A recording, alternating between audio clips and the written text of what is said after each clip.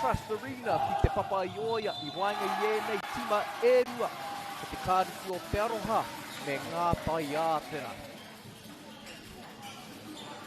Tuatai ake tēnei ka mini ki koutou e pupuru tonu ana ki te mano o te wenua. Tini ue tū ki te rangi ko rangi tāne ki te wenua. Tēnā koutou, te mana wenua. Tuarua, ngā kai wakaere, ngā kai wawao, ngā kai tākoro me ngā kai hāpai katoa tēnei whakataitai. Tēnā koutou, tai noa ki koutou kua tū hono hono mai ki tēnei whāpāotanga. Tēnā koutou katoa. Ko wai tēnei wakapā o atu ana i tēnei wā. He uri tēnei no taranaki kutu, no ngā tumani apoto, ko kauri iti wō tēnei e mihi ake ana ki koutou. Tēnei wā, e te iwi mautonu mai rā. Very excited for this game that's about to start.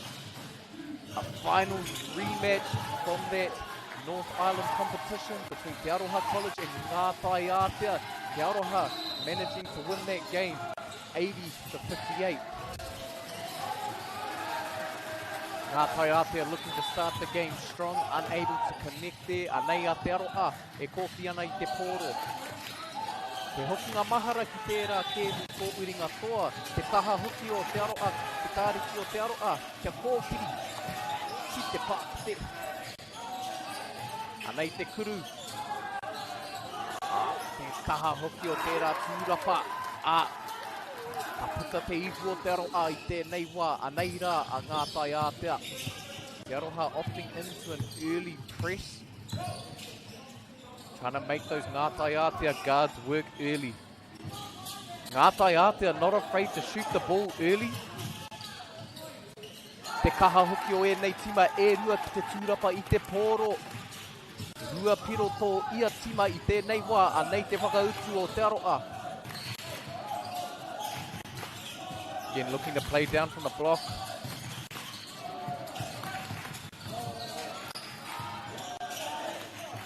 Ka puta anō ki wao, anei te kōkiri, ka hoki anō ki wao, ko te kuru. Ka whai piro, kāri whai piro i tērā wā, engari ko te tūrapa o Te Aroha College, anei rā. Te reikuru.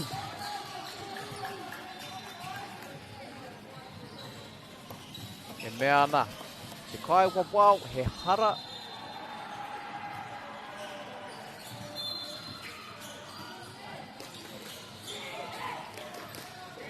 Anei anoa Ngātai Ātea, ātāhua tērā maka i te pōro.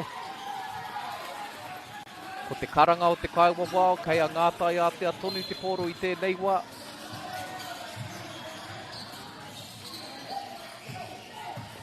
Anei rā, ka kōkiri, ka puta ki wao. Ka hae nei tama ki te kuru i te pōro. Anei rā, he kuru rewa. Me te tūrapa anō, he āheinga anō, kei te kuru haere. Ka ha rawa te ārai o Te Aroha Kāriti i tēnei wā. Te Aroha College doing well to stay in front of the defender.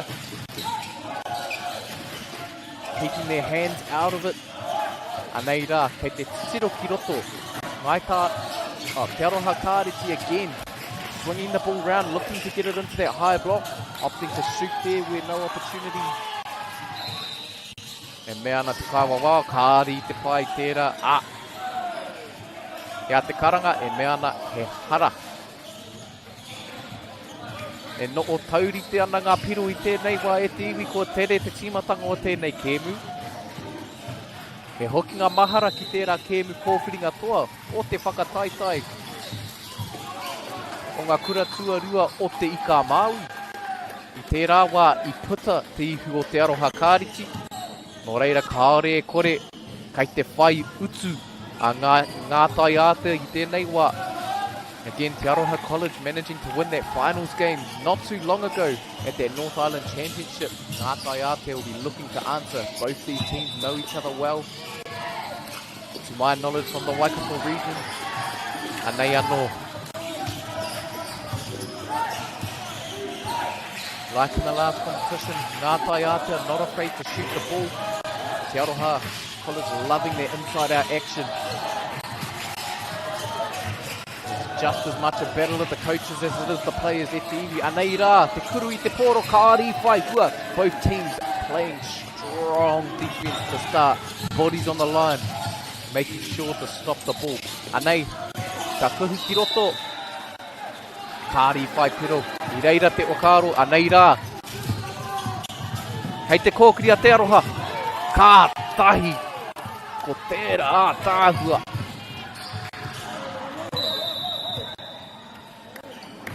Ka tahi te kaupare.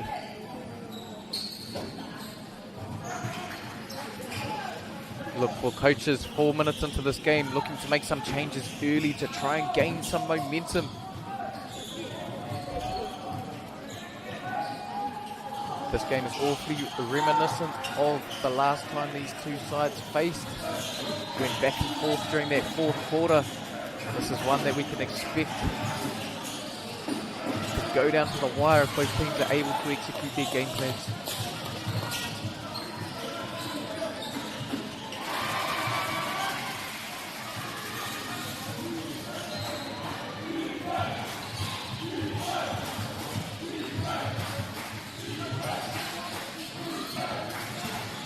Ko reira kia maumahara e te iwi, ko tēnei te rangi tua toru o te waka tai nei.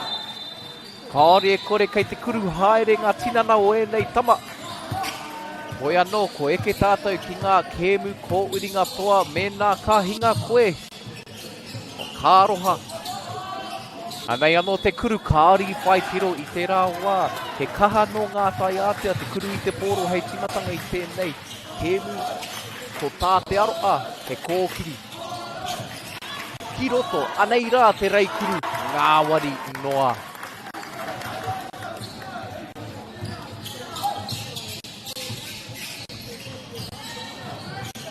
Anei anō, te taupare, me te huri, ka titiro ki roto pēr. Anei, kei te tuke. He kuru, tāhua te tairo o tērā kuru i te poro, kia rua anō, e tauri, no o taurite anō, ngā piro i tēnei wā. Both teams experiencing success getting the ball down into their elbow. Tāhua tērā kōkiri me te maka, whai pero, ngāwari noa. Anei anō te waka utu o ngā tai ātea.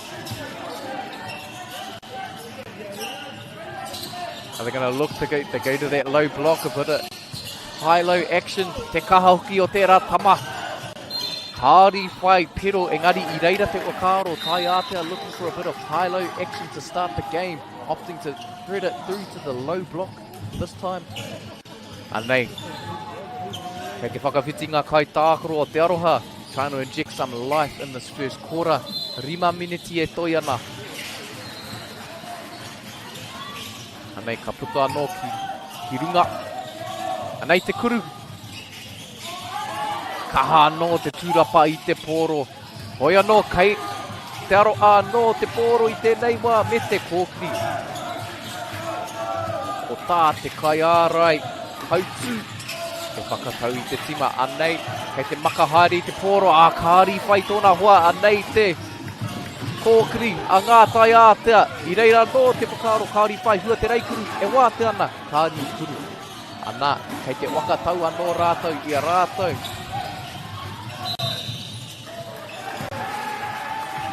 Ka whai no reira I enei momo kēmu. Me mea matua ngā tau pai. Both teams will be looking to make the most of the counter-attacks in this game. Looking to secure those easy buckets early. Get out and run. Anei anō ngā tai ātea.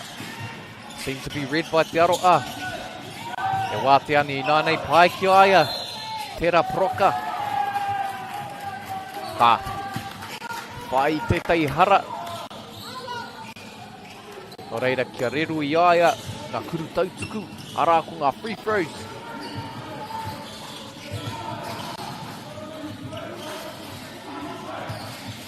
True champion fashion. Te Aroha College is yet to lose in this competition. Hoi anō ngā tai ātea very familiar with their style of play. We're looking to claw one back.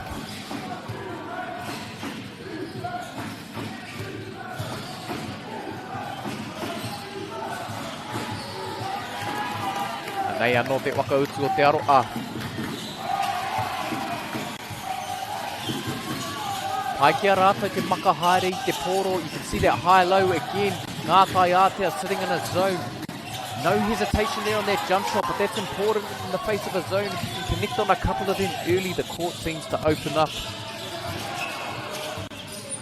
I'm loving the confidence that both teams are playing with.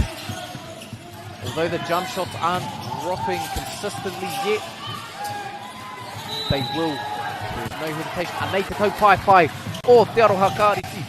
Te reikuru. Tāhua tērā. Opting to take it himself. Able to chalk up 2 more. Anei anoa ngātai ātea. Experiencing some success when they hit that high elbow. Opting to go down to that right block again. Anei rā te reikuru. Tāhua kāri whai kua. Engari I reira te wakaro.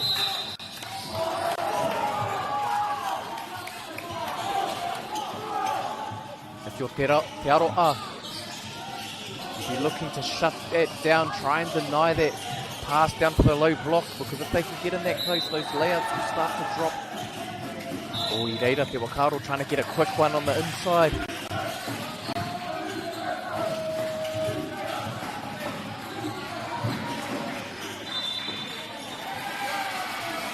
Anei anō te makapai pito. Look to run a bit of a tāhua I reira anō, kaori whai hua. Tana tōhi pai, me te tūrapa, tāhua tēnā, kātahi te kuru ko tēnā e te iwi. That's a coach's dream. When you shoot the ball, you know exactly where it's going. Basketball 101 there, follow your shot. Anei anō te kōkiri me te puta ki waho. Te Aroha College saying anything you can do, I can do. Perfect example of inside-out action right there. The drive and the kick. Anei anō me te kuru, no hesitation. He kaha no ngā tai ātea, te tūrapa I te pōro I tēnei kēmu. No doubt that'll start to lead to opportunities. Te Aroha doing very well to get a hand up on those 3-pointers to start with. There seems to be a theme in that finals game. Ngā tai ātea are very fond of that 3-point shot, which can be very dangerous if it starts to drop.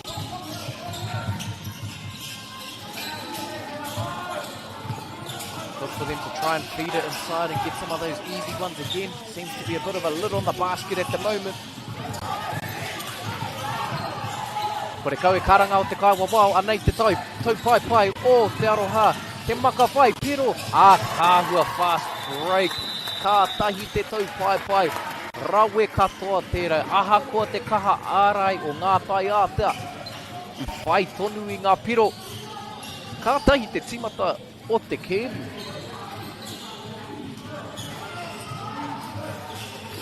Nei anō, kei te whakawhiti I ngā kai tākoro. Kaore e kore kua kaha kōrero, ngā kai ako, ngā kai waka ako.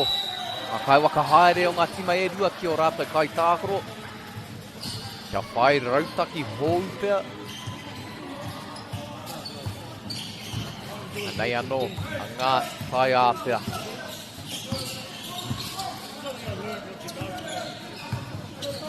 Kei a tahi te rangi. Te kuru. Nei anō a te aroha kāreti. Te maka ki mua. Ki roto me te reikuru tāhua. Kātahi te tūrapa me te maka. Whai piro, kia kotahi anō. Kātahi te mai ko tērā. Rawe. No reira kia kotahi.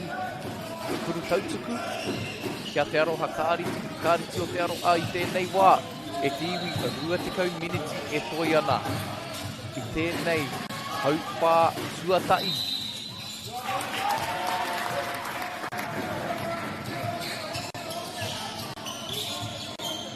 Ka pai, nei anō te kai hautu o te tima.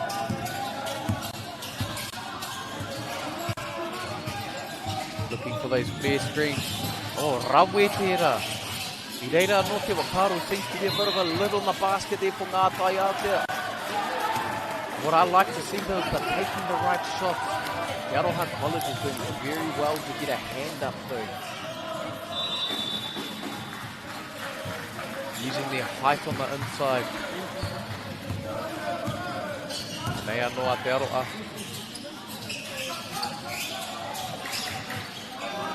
Right, Ngātai Āpia in that zone again. Te Aroha doing well to drive there. Tāhua, that's exactly what you want to do to break the zone. Te Aroha there, looking to attack the seams if the jump shot's not on. Penetrating down that baseline. Proving successful. Anei anoa Ngātai Āpia. Running a bit of a flick screen down that baseline. Anei anoa. Te kōkiri. Mehe pātū ki roto. Tāhua tērā reikuru. Me te tau pai pai. Te Aroha looking to transition from defense to offense. Generate the offense from their defense.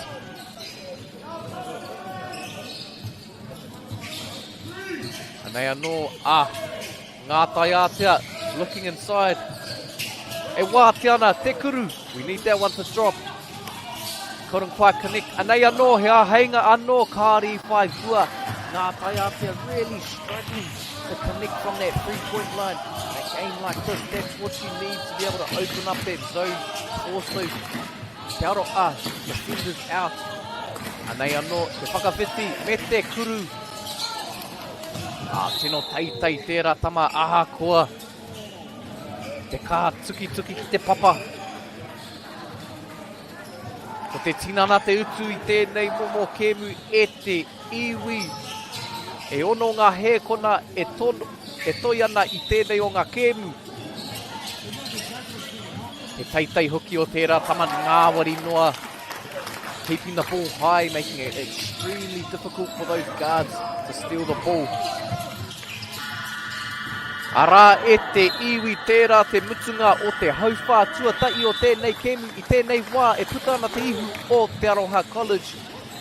E whitu ngā piro ki a Ngātai Āpia, 22 ngā piro kei Te Aroha. Kua nei tātou, hoki anō ai, mautonu mai.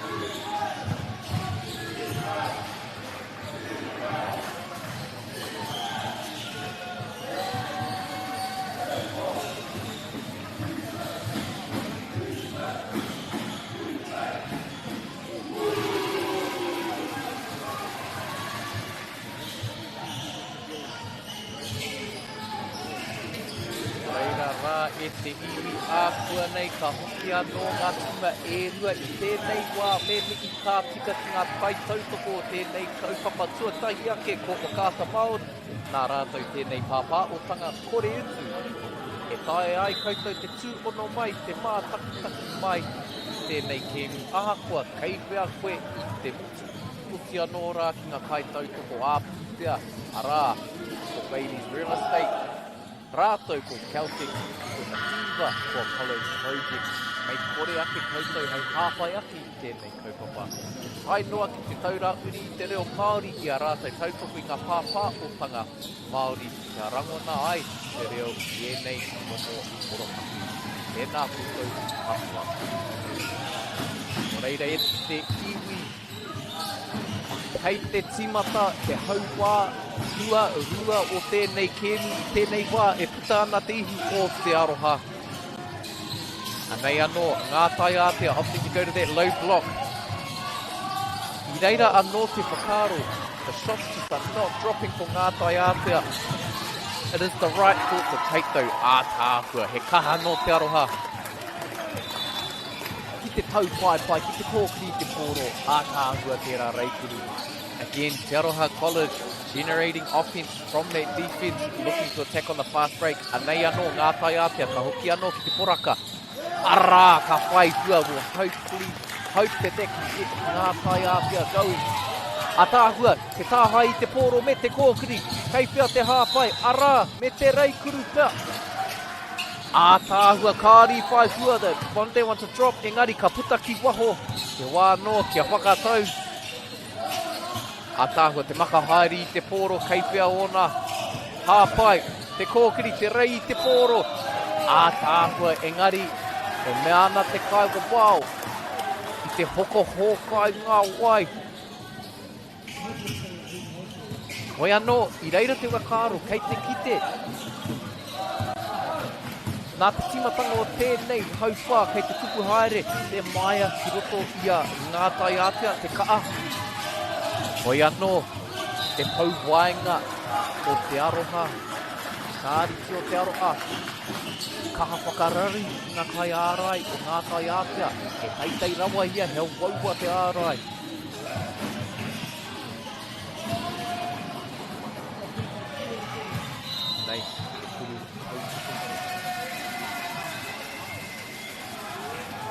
Kāri whai hua.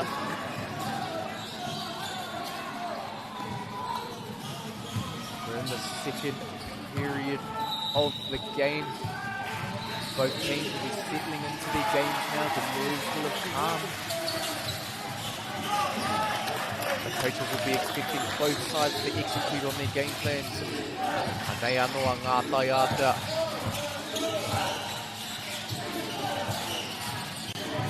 Kei te kimi, te hāpai, tōna kakama. Kāri whai hua i ngaru ia e te pōro, anei te tau whai o te aro a tāhua tērā. Ngari i reira anō te okaro ngā tai ātea, hoi anō he kaha anō te ārai o te aro a, te kāriti o te aro a.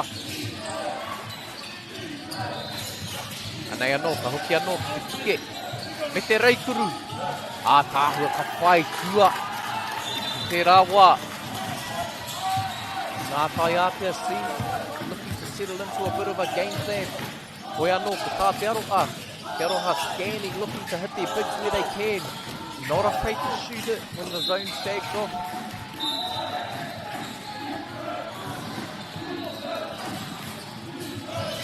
Ngā tai ātea experiencing success with taking along that right side, trying to feed the right block or the right elbow. We'll look to see if they go hop to do the same. Anei anō, ka titiro ki roto. Here's the flare to the elbow. Me te kōkiri, engari i reira ngā kai ārai i mōhio. Nei te kōkiri. E mea ana, te kaiwa wao, kei a ngā tai ātea, tonu te pōro i tēnei wā. Ngā tai ātea, looking at previous inbound plays, try and go for one of those quick layups. Anei anō, engari i te mōhio a te aroha. Anei anō, te tau whaipai anō, te tere hoki o tēnei tima. Kāri i whai te reikuru i te rawa, engari ka puta anō ki waho a e wāte ana. Tā tahi te tūrapa ko tērā, that second chance point, able to capitalise. Kia maumahara e te iwi, ko tēnei te kēwi.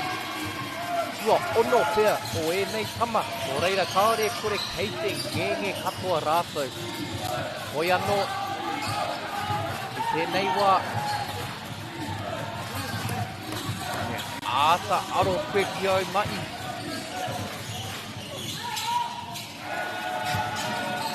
The big of te aroha again, flaring on their elbow. Me te kuru, kāri whai hua. Te tūrapa ārai, anei anō, a ngā tai ātea. Ngā tai ātea not looking to push the ball in this game. A potential sign of fatigue. Liking their half-court setting. With the height of te aroha, you'd look for them to push the ball a bit more in that second half. E mea ana te kaiwa wau. Ai, he hara. Nō reira, ka whai i tētei kuru tautuku.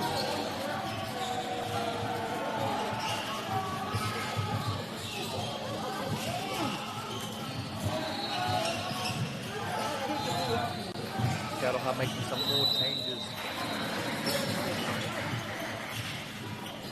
Doing well to utilise their height in this game, especially on their offensive end.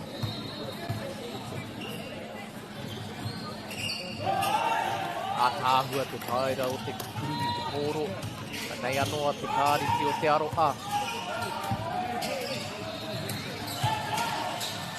E te makahaere i te pōro. Nei anoa te aroha kei te poraka. Ātāhua, anei te taupaipai o ngā tai ātea. We like to see it. Will they lay the ball up? Ātāhua, kāri whai hua, engari I reira te wakaro. Ngā tai ātea can get out and run just like that. Those layups will start to drop, and it just takes a few of those plays to build momentum. And they get a hand up, and they te kuru o te aroha. Ātāhua, here's their counter-attack, just as we were saying, e te iwi. Hopefully they can start generating a few more of these positions.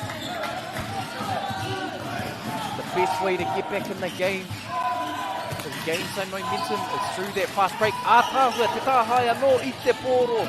Catching Te Aroha College off guard, opting not to push the ball this time. Settling back into that half break, setting. Nei te kuru I te pōro, kāri whai hua. Bit of a momentum play there. Anei anō te taupaipai. You can see that Te Aroha College looking to get out and run any opportunity they can. Ngā tai ātea experiencing success also when they push the ball.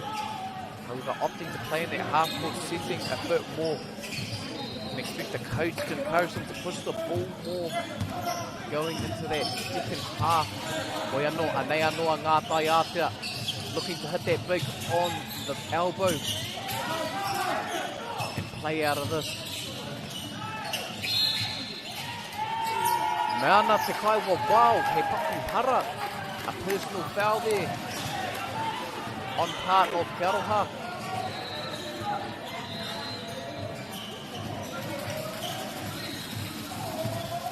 Te Aroha College looking to play through a high-low to break that Ngā Tai Ātea zone. Ngā Tai Ātea on the other end looking to play through somewhat of a side overload, looking to hit that elbow, any opportunity they can get and let their bigs go to work.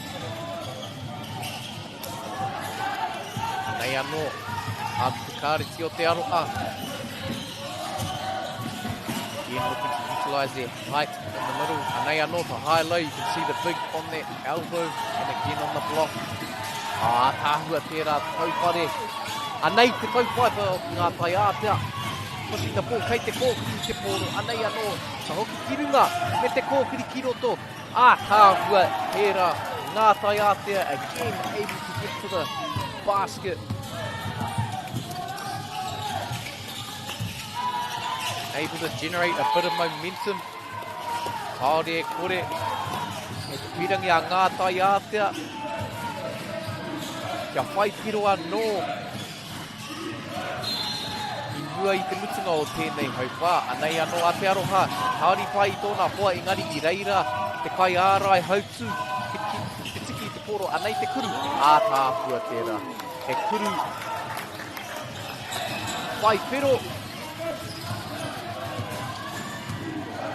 Kuru whiti tonu pā, kāri au I kite, kei pia te wai.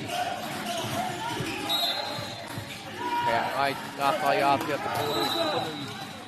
Kei rata tonu te pōro I tēnei wā. Ka hoki anō pia ki te poraka. Nei anō, te tūpana haere I te pōro. Ahako I ngaru I aia I tiki anō.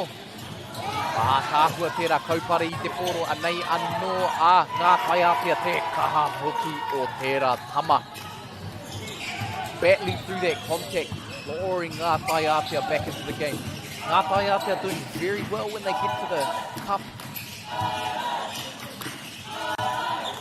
Both teams looking to push the ball inside.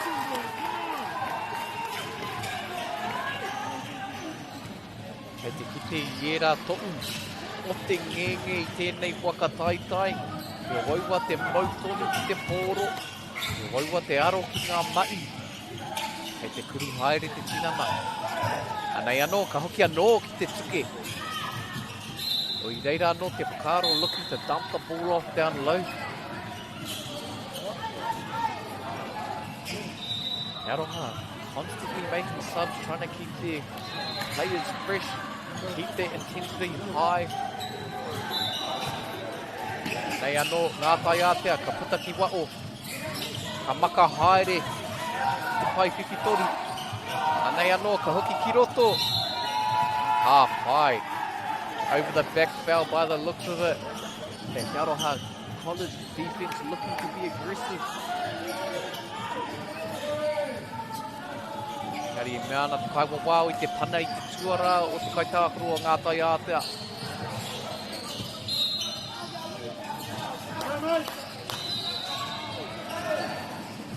Kei te whakapiti tōne ka kai kākaro I tēnei wā.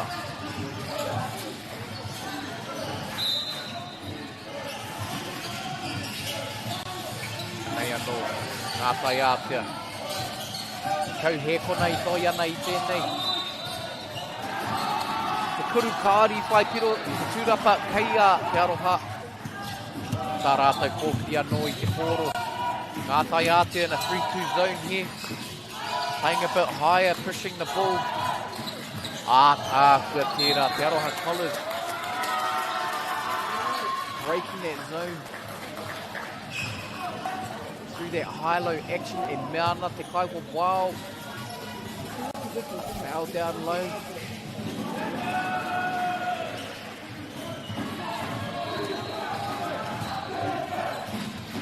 That's the downfall of that 3-2 zone. If the teams are able to hit those seams, get it down in that low block, that dunker. More up top of the key. Makes it easier to break it. Nei anō, kei te kōkiri a ngā tai ātea. Tāhua tērā ārai te pōro ngāwari noa te kaupare. Anei te taupai te kōkiri ka puta ki wao ka kōkiri anō ki roto me te rei kuru. Reira te whakaro. Tahi tēnei. Kai te tūrapa ko tēnei. Te kaha hoki o tērā tamaki te tūrapa I te pōro. Kia rua anō ngā piro. Nei anō a ngā tai ātea. They'll be looking to try and claw something back before the end of this quarter. Te Aroha looking to seeming a bit more revitalised, rejuvenated after that layup. Nei anō, tāhua te huri. Pai, I reira, kei te kire ki te rauta, te kuki ki roto. Ngari ko kete o era tēnu. Me he taupaki ki runga I te tūpuni. Nei anō, te kuru. Kia toru ngā piro ngā tai ātea able to connect on that one. Again, if ngā tai ātea are able to connect on their 3-point shots, the space is just going to open up and get easier and easier for those folks to play on the inside. Tāhua te tāhai te poro, nei anō kei te kōkiri. Koe anō he taha te ārai, kia tū tērā o ngā taupai.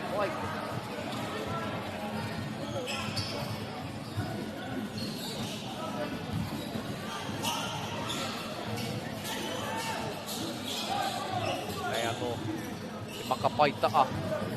Ko tai te minitia toi ana I tēnei kēmu e te iwi, a bit of a finals rematch from that North Island Championship where Te Aroha managed to win 80 points to 58. Koi anō kei te taupapu haere e nei tama I tēnei wā tonu. Unable to connect there. He tere hoki o tēnei taupai. Bit of a trademark of Te Aroha College getting out to run when they can. Me ana te kaiwa wao. Patua te ringa. Nō reira kia rua ngā tūtautiki.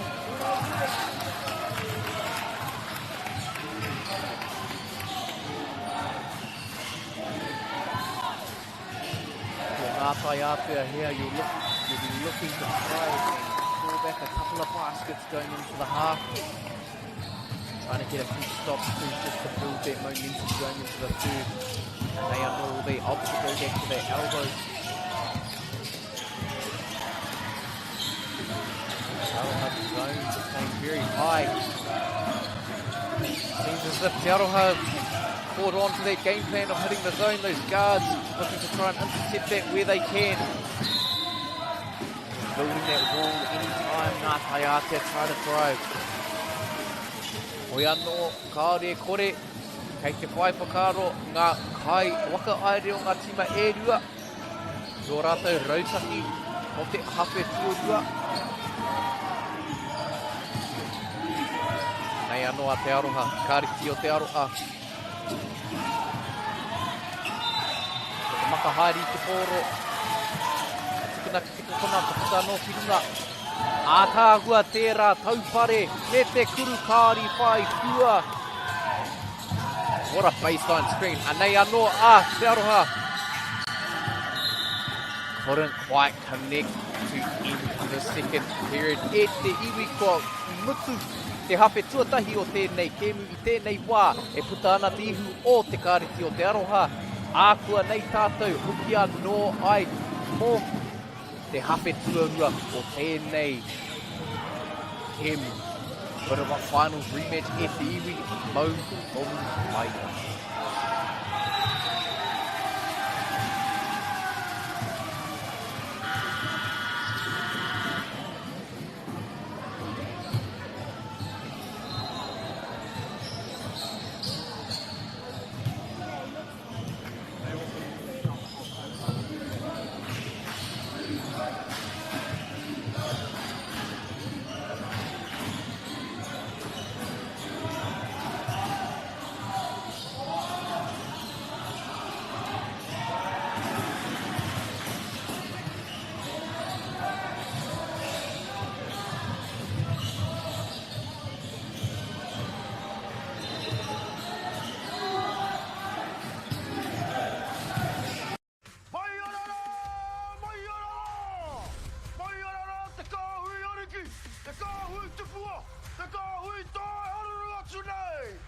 Ariki ki whakaata Māori me MāORI Plus. Okay. Yes. Okay. Yeah. This isn't about long-distance calling, technology, or living overseas. Do I have one more bid? Thank you. We're going to go once. We're going twice. And we are sold to the Kiwi phone bidder from Manchester. It's about Baileys finding buyers that others can't. Sport is about more than just the game. It's about going from teammates to best mates. It's the high fives and helping hands. It's learning when to back yourself or back your buddies. It's actually being excited to get out of bed early on a Saturday. Sport is about more than just the game. That's why Caltex is proud to help fuel school sports. It's time for action. We are working to reduce the impacts of climate change, side by side with nature, with each other, through research, investment, and practical innovation. Because nature is not a resource, it's a collaborator. Nativa, leading with nature. Girls are twice as likely to drop out of sport. That's why 2 Degrees is committed to fighting for fair for women and girls in sport at every level. Get your Support Her merch and keep her in the game. Get the MāORI Plus app. Download now on Google Play or the App Store with exclusive viewings and 100% ad-free. Quite like top tier. Watch us anywhere, anytime. Make MāORI Plus your mate and stream now.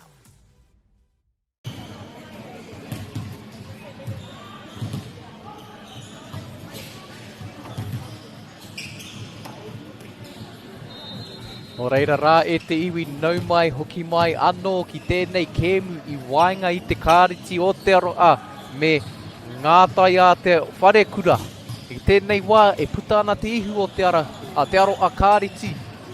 38 ngā piro kei a rātou. 23 ngā piro kei ngātai a te i tēnei wā. Ākua nei ka timata anō ai tēnei o ngā kēmu. No doubt both coaches, the coaches of both sides have lots to say. Te Aroha making the most of those fast breaks, using their defense to generate offense, in that half-court setting as well, using that high-low action to try and break that Ngātai Aotea zone, utilising their height where they can, making the most and capitalising off those offensive rebounds. Ngātai Aotea on the other end have also experienced success on those fast breaks. No doubt their coach will be encouraging them to push the ball again, being the shorter of the two sides, utilising their speed to try and push the ball, get those easy buckets, and they had a few of them available in that first half of action, just couldn't quite capitalise. Koe anō kei te ki te tātou I era tohu o te ngenge o te kuru haere o te tinana. Arā, he waua te kuru I te pōro, te whai piro mā te kuru. Me te kōkiri I te pōro, te tere kōkiri I te pōro, ere āua tanga katoa o te whakataitai roa. Pēnei I tēnei. Anei anō kei te hoki mai anō ngā tima. Ngātai Aotea mau ana I te pango. Te kāreti o te aroa, e mau ana I te kōwhai.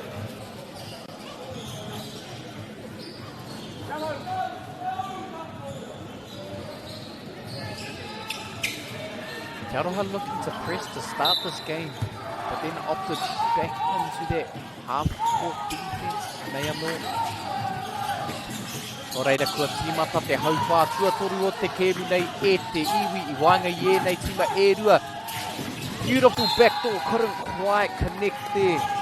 Ngātai Aotea really playing up in this defense to start the second half. Trying to deny the ball, but that makes that backdoor susceptible.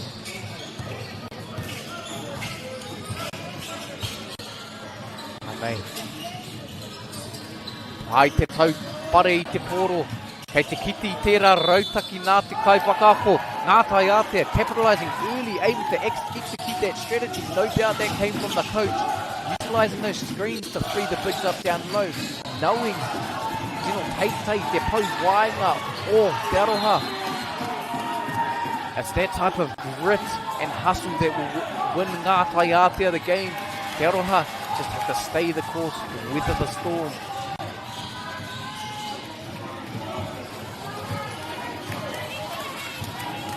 Koe anō, nei anō, a Ngātai Aotea looking to use that screen again.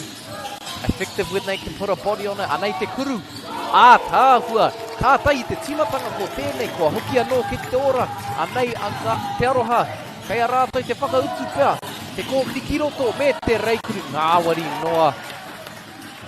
Ngātai Aotea's coach will be urging them to set their defense a bit earlier than that. Maybe a little too easy for liking. Anei te kuru, no hesitation. Tāri whai hua. Koe anō kaha te tapataha I te pōro. Anei anō Ngātai Aotea ka kaha ara I te pōro. Ka piri ki te hupe. Anei anō te aroha. Doing what they do best, sharing their ball round, driving inside, then dishing out. Couldn't quite connect. Able to make the most of that second chance point, finding another shot, couldn't connect. Anei anō, a Ngātai Aotea on that fast break. Ahakoa kauri whai hua, te kaha kaupare o te aroha, I reira te wakaaro. Anei anō a te aroha. Toko maha o rātou ki roto, I te peita. I whai hua. Although te aroha scored there, Ngātai Aotea can't let that fluster them. Because they're doing all the right things. Anei anō, ka kuhu ki roto. Te taupai o te aroha, e kaha no rātou. Te kōkiri I te pōro. Koe anō, kei te rongo I te tangi. O te kaiwawao, me ki. O reira ka hoki anō, tērā atu taha o te papatākoro. Kei te aroa atonu te pōro I tēnei wā.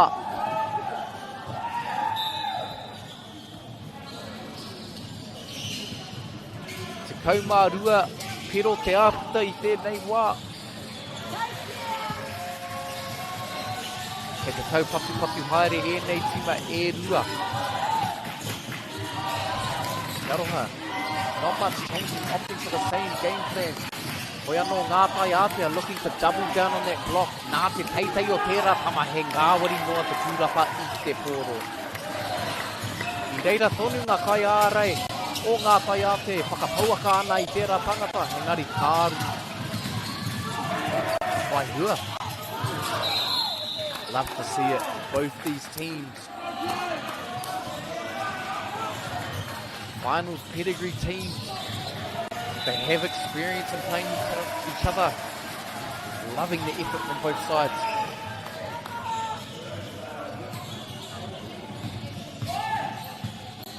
Nei anoa te aroha. Again looking to play from that high-low action. Ka tuhu ki roto.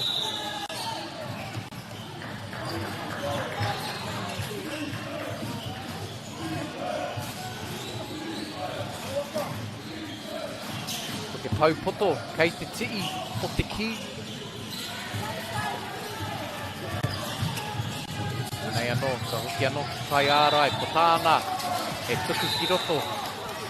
E mea ana te kaiwa wao, kei te kite, I te hara, kāri whakaitia. Te Aroha College making it apparent that trying to feed that low block. Ngā tai Aotea doing everything they can to try and deny. Te Aroha looking to make the most of their height advantage in this game.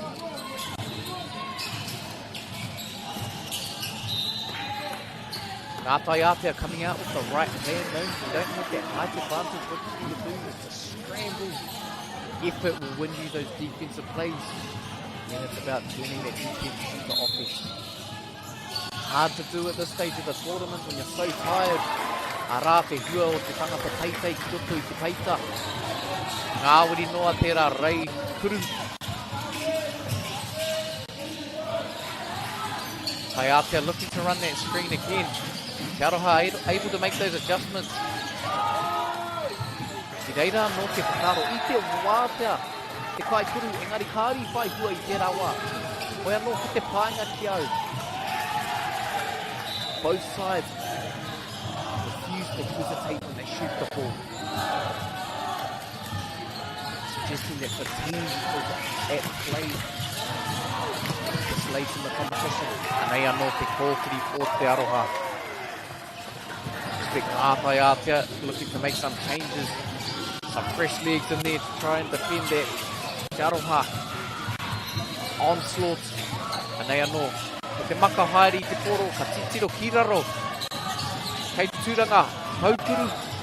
Ātāhua tērā maka haere I te poro, kāri whai hua. Hoi anō I reira te wakaaro. That is the right idea for ngā tai Aotea. Swinging the rock where they can. The faster you swing the rock, it forces that Te Aroha College defense to shift. Kei te tatari tonu tātou, e paku whara I te kōtu. Hoi anō, ko hoki anō, ko uru anō, ngā kai tākoro hold. The fresh legs trying to up the ante. Inject some life from ngā tai Aotea. Nei anō, hei te kōkiri ki roto, he rei kuru. I reira anō te whakaro. Ngā tai Aotea able to pressure that Te Aroha College like that. Ngā ia to free up in his face. Kuru I te pōro. E kaha no Te Aroha te tūrapa I te pōro I tēnei o ngā kēmu. Nei anō ngā tai Aotea. Ka maka haere. Pai ki tēnei tama te kuru I te pōro. Kāri whai hua I tērā wā. Engari I reira tōna hua ki te tūrapa I te pōro.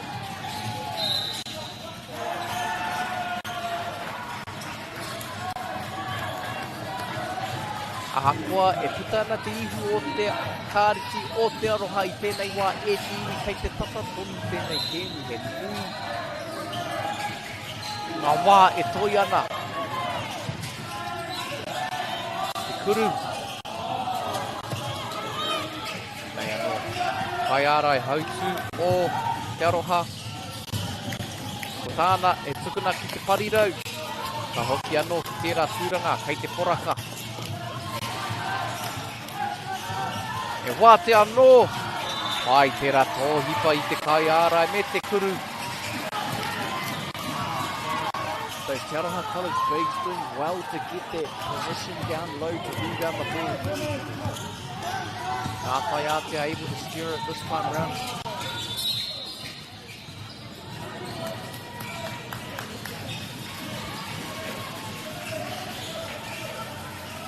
Reira kia rua. Ngā kiri tautuku.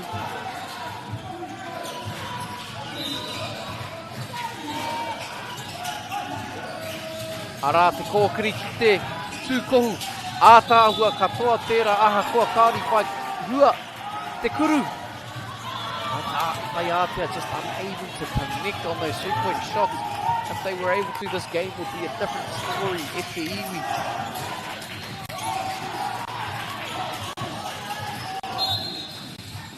Some great advice in these types of games. We can't get any jumpers going.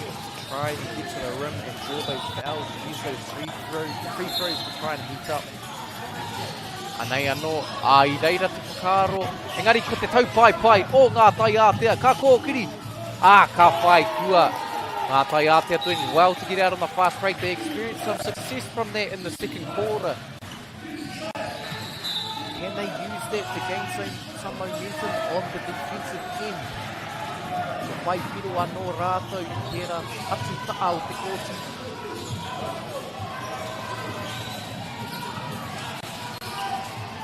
Ka te kai ārai hautū. Whangarite. Lōna tima. Wai tete I rautaki. Anei rā te rautaki. Ka tukuna I tērā tūranga. Ana play from that low block again. Ātāhua. Te momo a kuri rewa. Nei anō a ngā Whaiatea. Kei te titiro ki raro. Te Aroha College have clicked onto that game plan of feeding it into the low block. Maybe look for ngā Whaiatea to feed that high elbow again. And look to play from that, do a bit of high-low action. However, ngā Whaiatea playing in a man-to-man defense.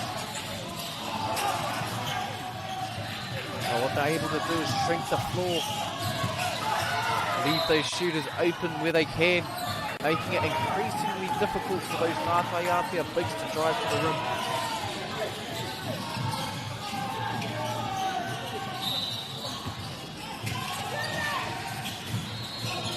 Ātāhua tērā maka I te poro me te kuru. Kari I reira anō ngā kai tākoro, ngā kai ārai o te aro a.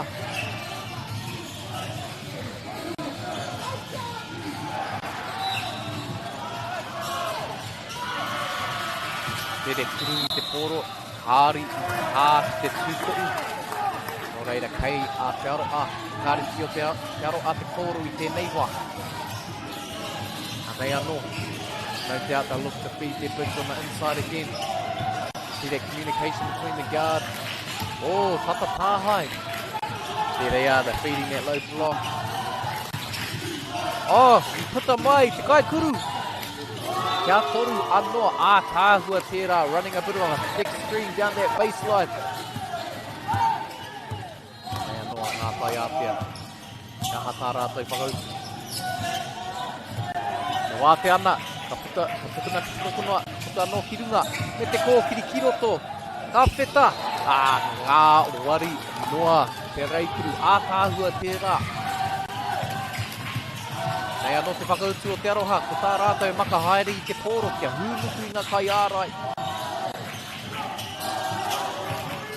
O ātāhua tērā huri. Kāri whai piro te reikuru, engari anei te kōki a ngā Whaiatea. They do well when they look to push the ball, unable to connect there. Engari kei a rātou tonu te pōro. Ko te āhuatanga tino miharo ki au aha koa kei te tū te puehi me ki tēnei kēmu. Te mea nui, ko te aro a, ko te whakawhanaungatanga, te kēmu te tako. Outstanding sportsmanship between both sides.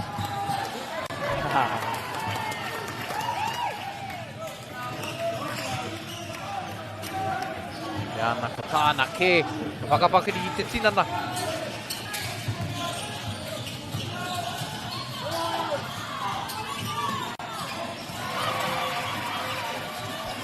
Great sportsmanship on both sides. Te Aroha College looking to push the ball again. Anei te kuru. Kāri whai hua. Here's that Ngātai Ātea fast break that they experienced success from.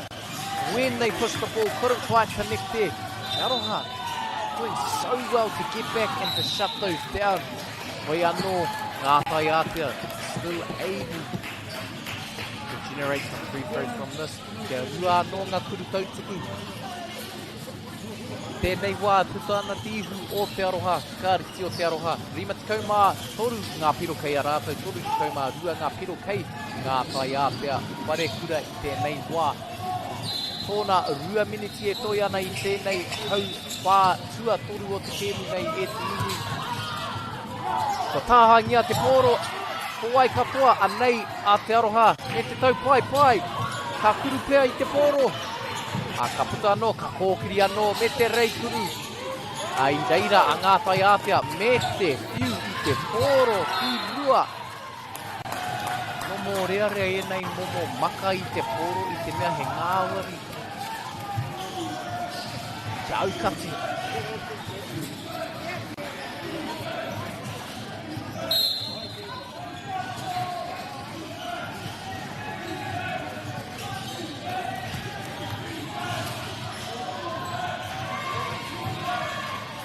Tei minutes me te hawhi toi ana i tēnei haupā e te iwi anei anō a te kāriti o Te Aroha. Again attacking from that weak side, no one there. Tāne kore kei te ngenge rawanga, kai tāhoro engari. Me mātua ārai, tipirangi koe kia koe i tēnei game. Anei anō a Ngātai Ātea. Te taupare, ka kōkiri. I te pai pito, me te rei. Nei anō, ka puta toki anō ki runga. Rei anō i te pōro, kāri pai hua tērā rei kuru. Nei anō a Te Aroha. Aha koe e wā te ana. No manawa tui rātou.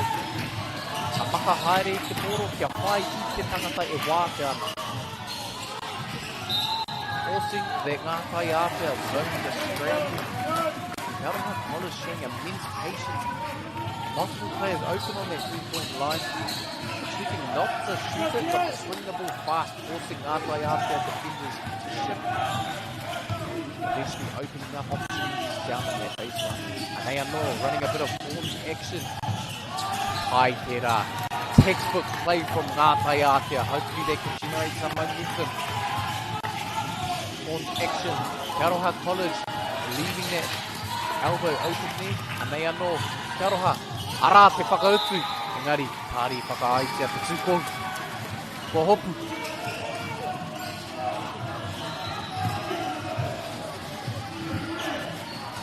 Mea waua kakiti tērā uatanga e te iwi, ruarua nui ho ngā wā, ka hopu kina te pōro, ka mau te pōro, and they are no Ngātai Ātea going for that screen again. Te Aroha this time shutting off that mid-range, which leaves that layup free. Might look for Ngātai Ātea to go back to that form action going into the fourth quarter, experiencing success in two positions there, generating a bit of momentum going into the final quarter. Toi anō ko tahi he kona e toi ana e te iwi me te here kuru i te pōro. Nei rā.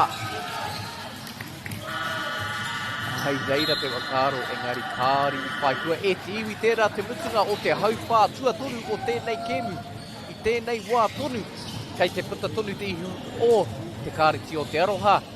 Ngātai Ātea, toru te kaumā ono, ngā piro kei a rātou, rima te kaumā rima ngā piro kei te kāriti o Te Aroha i tēnei wā e te iwi ko tahi te haupā e toi ana i tēnei o ngā kēmu. Hoi anō kei te piki haere te kaa i roto i a Ngātai Ātea, able to connect on two positions going into this final quarter. Can they use that to generate some momentum, waika hua, waika tohu, I tēnei wā kei te kōrero, rautaki ngā tima e rua, e te iwi ākua nei, ka hoki anō ai tātou.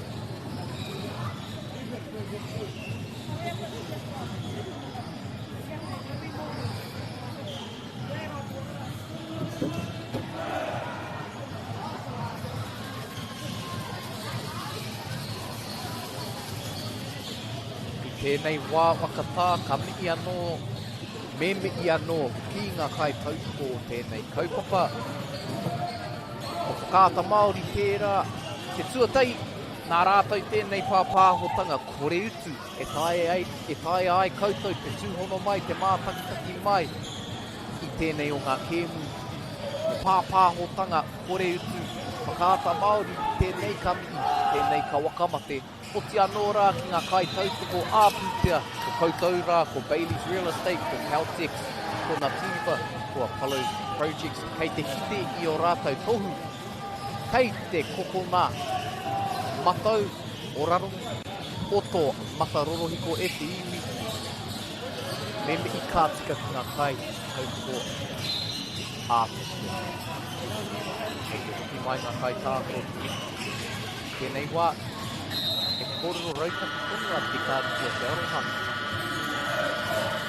Kei te mōhi o rātou, me I tonu, I te kaupapa. E kore rawa, e whakatā.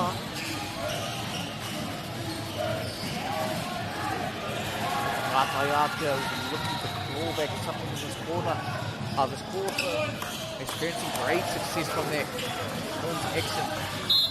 Te gara able to make some beautiful reads, hanei anō a te aroha. Ki anō ki te kokona, running a bit of a wheel along their baseline, looking to get their shooters open. Straying away from that high-low action to start. Hanei a ngā tai ātea able to capitalise early. And they need that fast start going into this quarter to be able to draw it back. Fast forward the game of momentum. Hāia, ngā mea katoa I tēnei game. Ngā tai ātea again looking to wheel around, looking for that shooter to clear out. Playing out of the elbow that time. Ātāhua tērā kura kuru rewa. Nei anō a ngā tai ātea, kia hata rātou. Ka hoki anō ki tērā taupare. Hoi anō. Ngā tai ātea reading those screens down low, simply switching. Rendering that screen ineffective. Hoi anō, anei anō te kōki o ngā tai ātea. Kāri whai hua I tērā wā. Ai tērā, te ārai o tērā tama. Tata haukoti te pōro.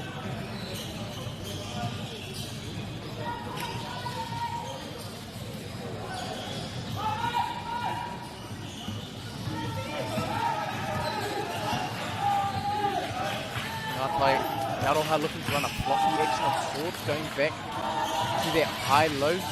This time looking to feed it, opting to feed it down low, trying to play out of that. When it doesn't work, what you do is swing it, hoping the shooter was free, but ngā tai ātea, beautiful defense on this position. Both times, kātai te kaupare. Nei anō ngā tai ātea, needing to capitalise here quickly. Ball back some points, down by 19.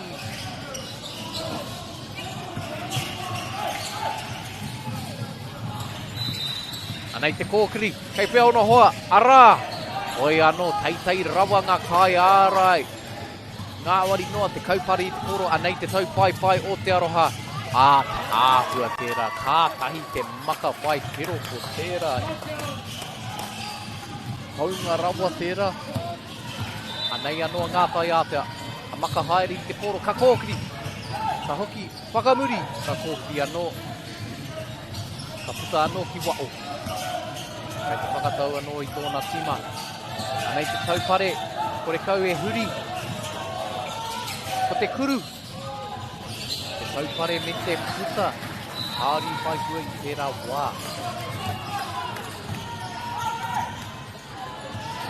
No kaha tērā ārai. Te ārai o te kāriti o te aroha I tēnei wā. Anei anō, he taupai anō, ka whai piro rā nei. There's that Te Aroha College defense again. Although ngā tai Aotea had that first step, the defender able to get back and really disrupt that shot. That's about all you can ask for. Although the foul was given, it's not an easy layup.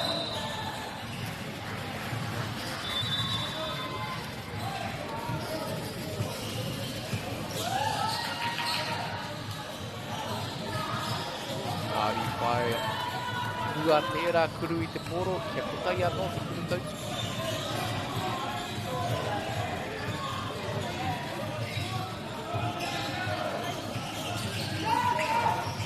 Ko te tūrapa, ki te aroha. Nei anō te aroha. Again, looking for that high-low action. I te wātea, kāri kuru I te poro. Looking to play from that low block. Lost it there, and te tau pai o ngā tai Aotea, ātāhua, rawa, tērā.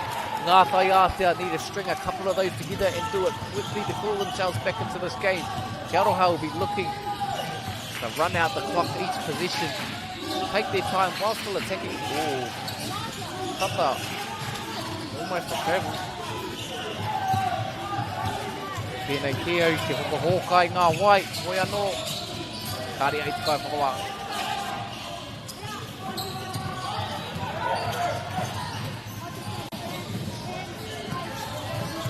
Anei anō, te kāri tio te aroha.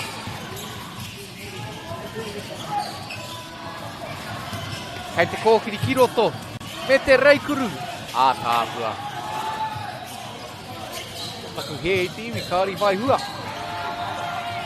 Ahakoa te ātāhua. Nei anō, calling for that low post screen. Te Aroha College simply switching those screens though, rendering them ineffective at this time. Oh, tātai te tāhai ko tērā. Most nonchalant steal I've seen. Me te kōkiri ki roto, kia rua anō ngā piro. Anei anō ngā tai Aotea. Me ui tonu ki te rautaki. E wāte ana, hai te tōhipa, me te kuru. Hai te kōkiri, ka kōkiri, o tika ki te tūhoku. Even if they're unable to claw back this game, these quarters are still important in a game like this because it helps generate momentum for that next game.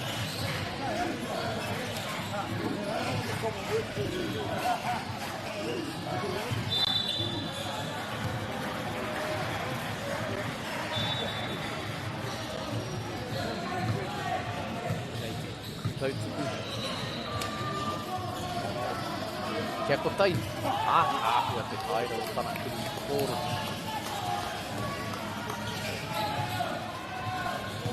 Kia kotai anō, ka pai piro rānei.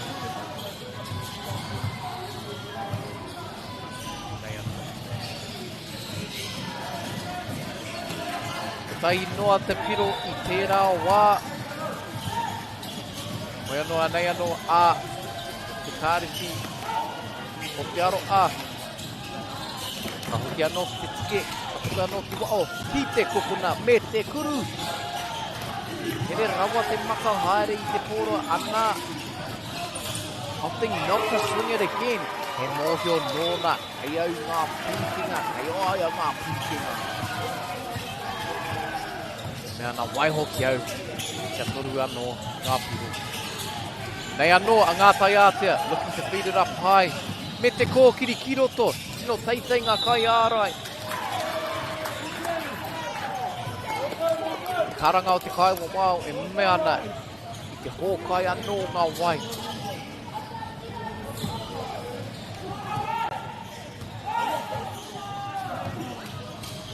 Anei anō, ko te aroa, ka hoki anō, tērā tūranga hautuku, haukuru. Ka whakawhiti I te poro me te kōkiri, tērā pai pito, ātāhua tērā. Swinging the ball, switching the ball, the drive, the dish, the score. Nei anō ngā tai ātea, ngā te whakahau o te kai ārai. Nei anō te aroha. Great hustle, engari. Sliding out of bounds there. Love to see it as a coach though. Aroha College up 25 points in this quarter. Ngā tai ātea looking to call back some momentum. Tāhua katoa tērā te kōkiri me te maka whai piro. Ngā wari noa tērā reikuru. It's the beauty of those ngātai ātea drives when they can get that support.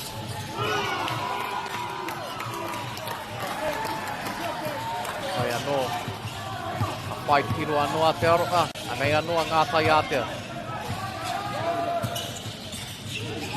Panapana haere poro. Nei anō, ka puta kirunga, ka kōkiri kiroto, kei pia te hāpai, kore kau e mea ana waiho ki au. Tāhua tērā kōkiri te poro. Nei anō a te aroa. Ka puta ki wao. Ka whakawhiti anō e wāti ana i tēnei parirau mauhi. Ka whai piro kia toru anō ngā piro. Kei te taupatu haere ngā tima e rua ahakoa te āputa a piro nei. Tāhua tērā kati ki te tūko'u. Koe anō, anei anō te taupai o te aro ka hoki anō ki tērā parirau mauhi. Kāri i ai tia te mai.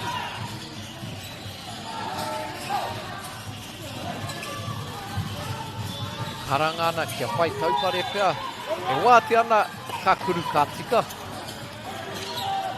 Anei anō a te aroa. Mōrearea tērā.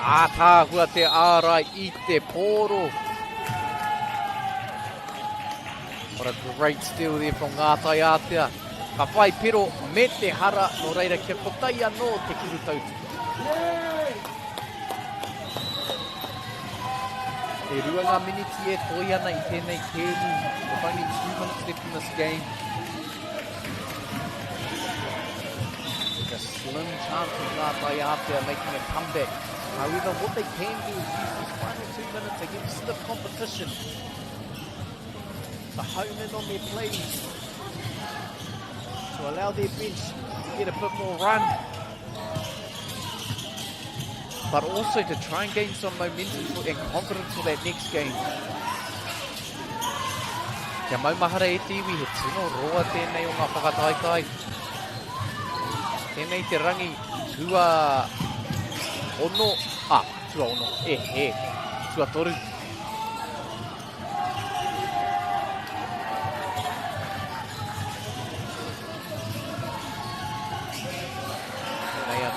Ngātai ātea.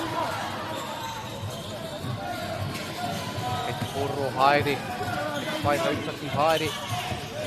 Looking for that pick and roll. E mea ana te taku waka pai ko te karanga o te kaiwa wao. Kāri. I tū te kai taupare. The screener was not standing still in the screen. You must have set your feet in rua I te ārai tangata. Te aroha again, looking to flash high and low. Opting to go low this time. Tāhua tērā. Bit of a flare. Ka whai piro.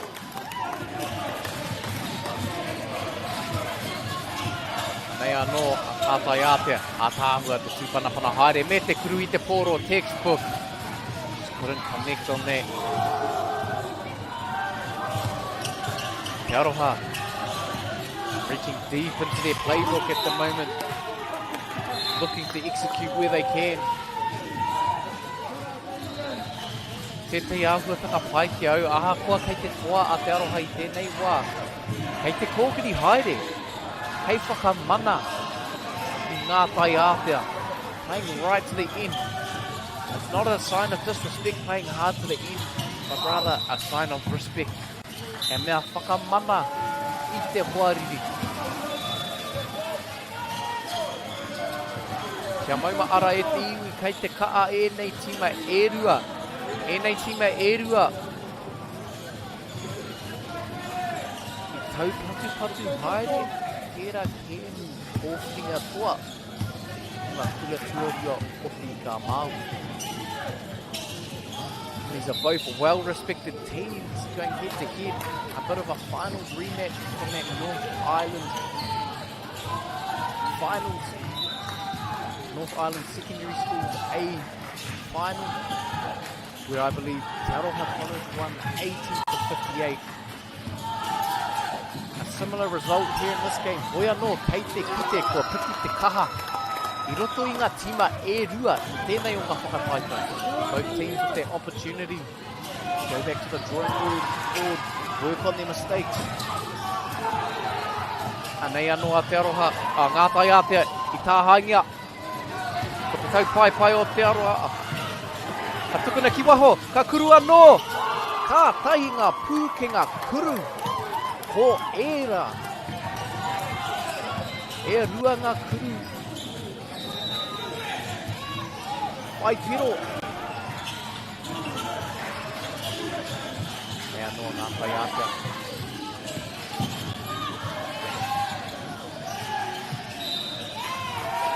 Kei rātou tonu te pōro. Kei te kōkiri tonu te tūkuri.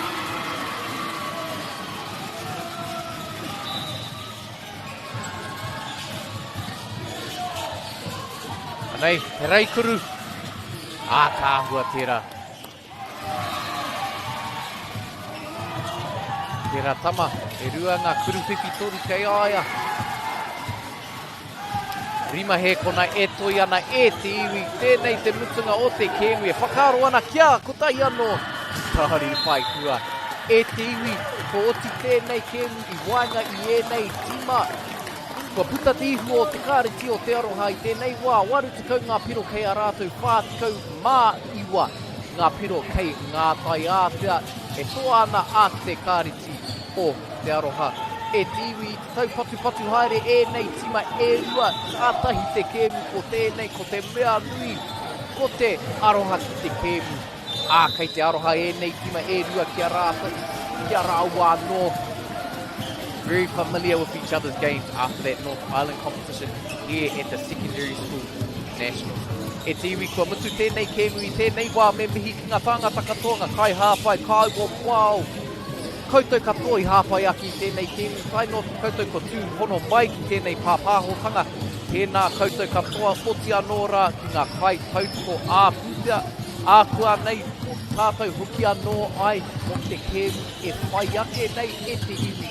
Mautunu mai ki tēnei o ngā pāpāhotanga, hei ākua nei e te iwi.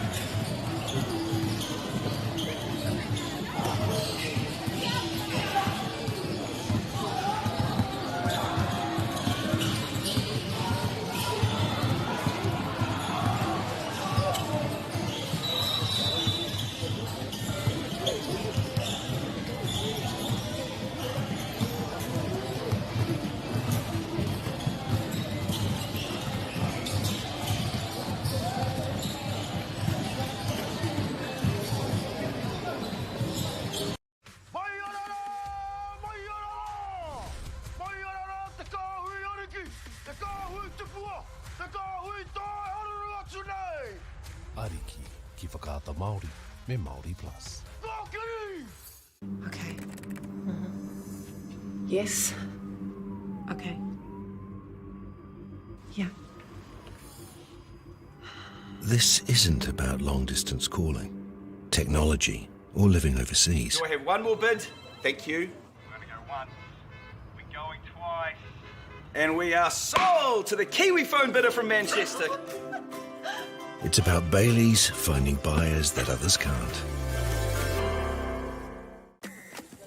Sport is about more than just the game. It's about going from teammates to best mates. It's the high fives and helping hands. It's learning when to back yourself or back your buddies. It's actually being excited to get out of bed early on a Saturday. sport is about more than just the game. That's why Caltex is proud to help fuel school sports. We love seeing sport in young people's lives. We know it plays a huge impact in what they can do and the opportunities that they have. And funding is a real challenge. We know that a lot of schools face that ongoing, and the reality is if you go to a lower decile school in New Zealand, you are less likely to be able to afford to participate in sport. Obviously, having come through it myself with kids and being one of those kids myself who played sport, I know how much it defined who I was. When I was 12 years old, I made a rep team in soccer. And the guy, the manager, stood up and said, right, the fundraise, the tracksuits are only $20. And my mum looked at me and she started crying and she said, I can't afford it. And now being able to take that and go, I can't fix it all, but we can help and try and give to those people who are going through tough times. It's a real privilege, but you know, for us, we want to see others get involved in this. This is not a selfish thing for Apollo. This is about how can we get the bigger community, the bigger, whether it's construction or other businesses, to get involved in this.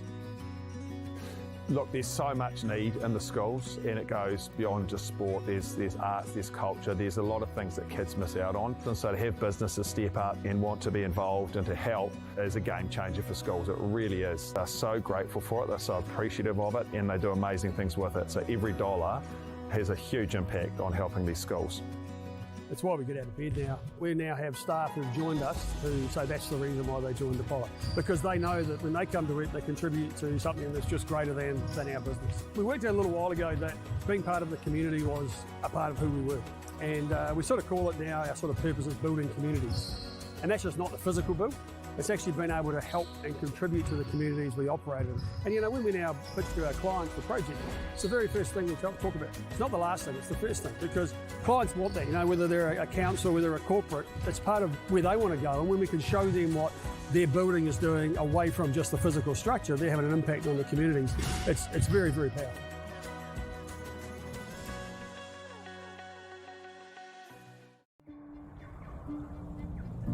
It's time for action. We are working to reduce the impacts of climate change, side by side with nature, with each other, through research, investment, and practical innovation. Because nature is not a resource, it's a collaborator. Nativa, leading with nature. Girls are twice as likely to drop out of sport. That's why 2 Degrees is committed to fighting for fair for women and girls in sport at every level. Get your Support Her merch and keep her in the game. Get the MāORI Plus app. Download now on Google Play or the App Store with exclusive viewings and 100% ad-free. Quite like top tier. Watch us anywhere, anytime. Make MāORI Plus your mate and stream now.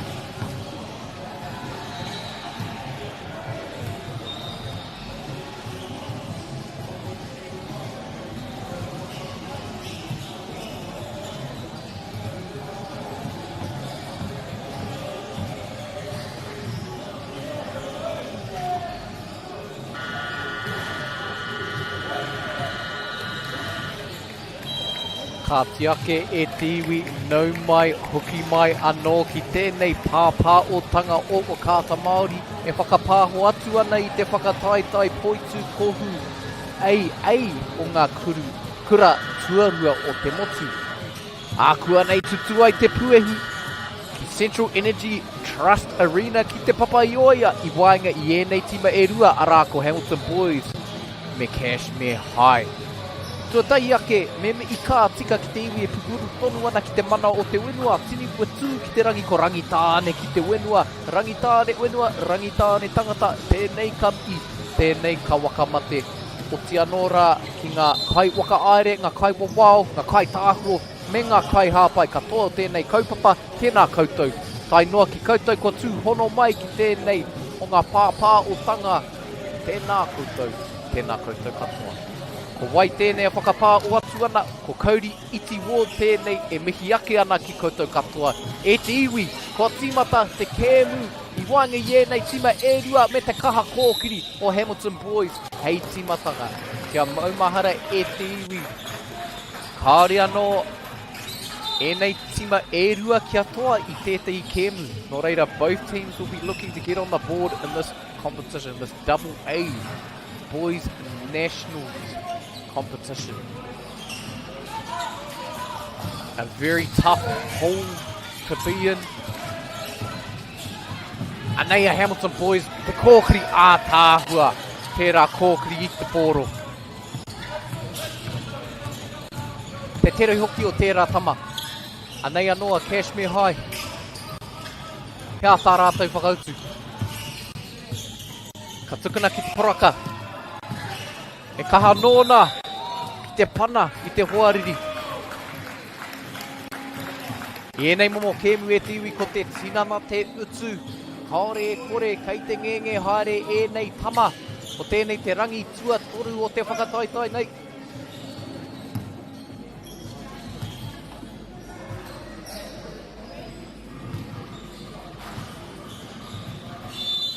Nō reira I whai hua. Te kuru reituku tuatahi. Kia kotai anō te kuru reituku.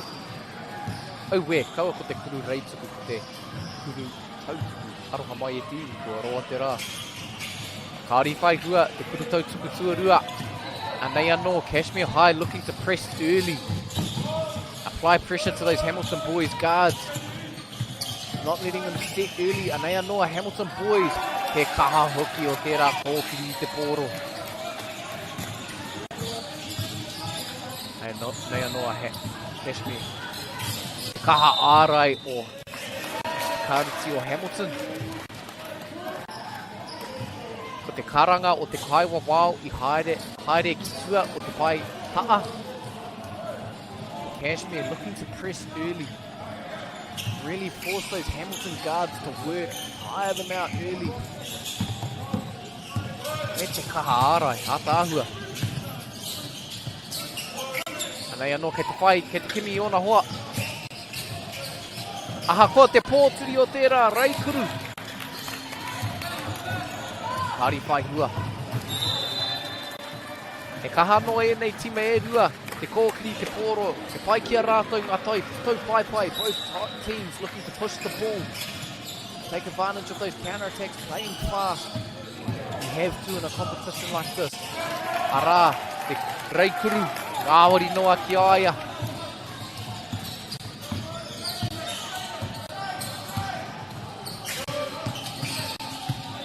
Nei anō te kōkiri, ātāhua tērā. Tana tōhipa I te hoariri, I te kai ārai, MāORI noa. Hamilton Boys also settling into that half-court press, picking them up high, forcing those Cashmir guards to work as well. Making it difficult to settle into their offense early. Hoi anō I te wātea I te kokona, MāORI noa. Haua e waiho ia, we will make you pay.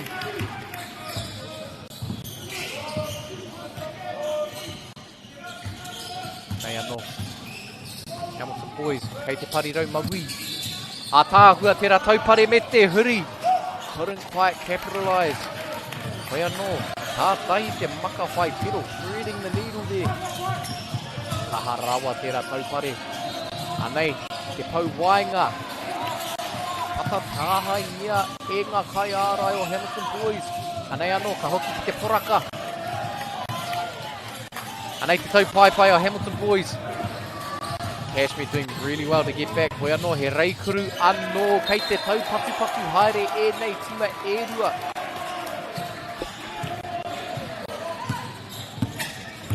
E ahei ana ngā tima e rua te kōkiri ki te tūko'u. E mea ana te kai wawao, e hara, kāri te pai ki aia. Nā reira, ko te whakawhiti, kei te whakawhiti kai tākro, te whakawhiti ngā tuatahi o te kēmu. Mā Cashmir, mā te ana i te poraka, going straight to work there, using his size down low, drawing 2 more fouls.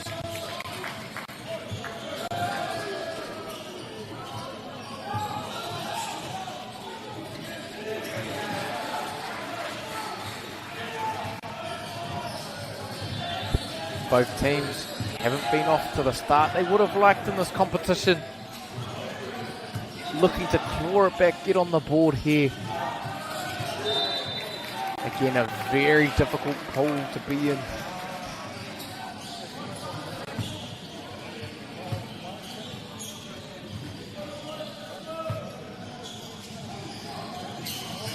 Kia mau mahara e te iwi ko tēnei te rauna tuarima, the final game of pool play.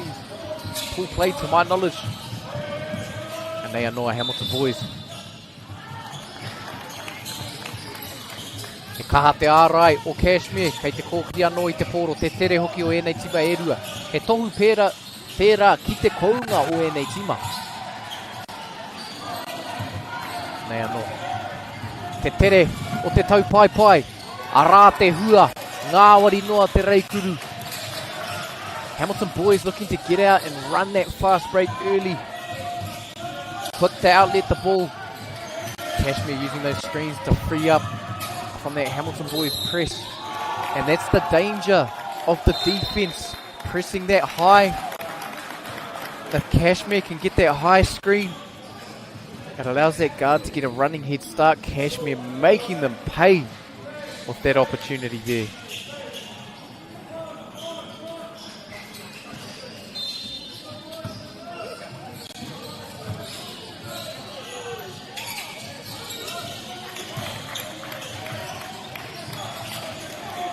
And they are not Hamilton Boys. Cashmir in that full court man defense. Really trying to swallow the floor. Tāhua tērā maka whai piro. Aha kua kāri whai piro I whai hara. Ia te hua o te hara I tēnei kemu arā. Te kuru tautuku.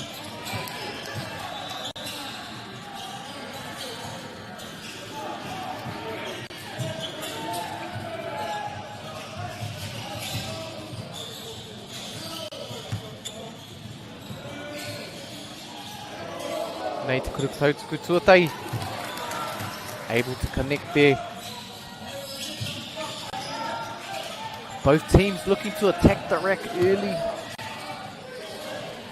Cashmir doing well to free themselves up using that high screen and roll. And their guard to get their running head start. Hamilton Boys opting for a full court press. Full court man-to-man press. Tangata ki te tangata. Hope ki te hope. Rai ki te rai. Anei, he kaha ārai. Tāhua. Cashmir able to run those down screens along the wings. Bring up their shooters.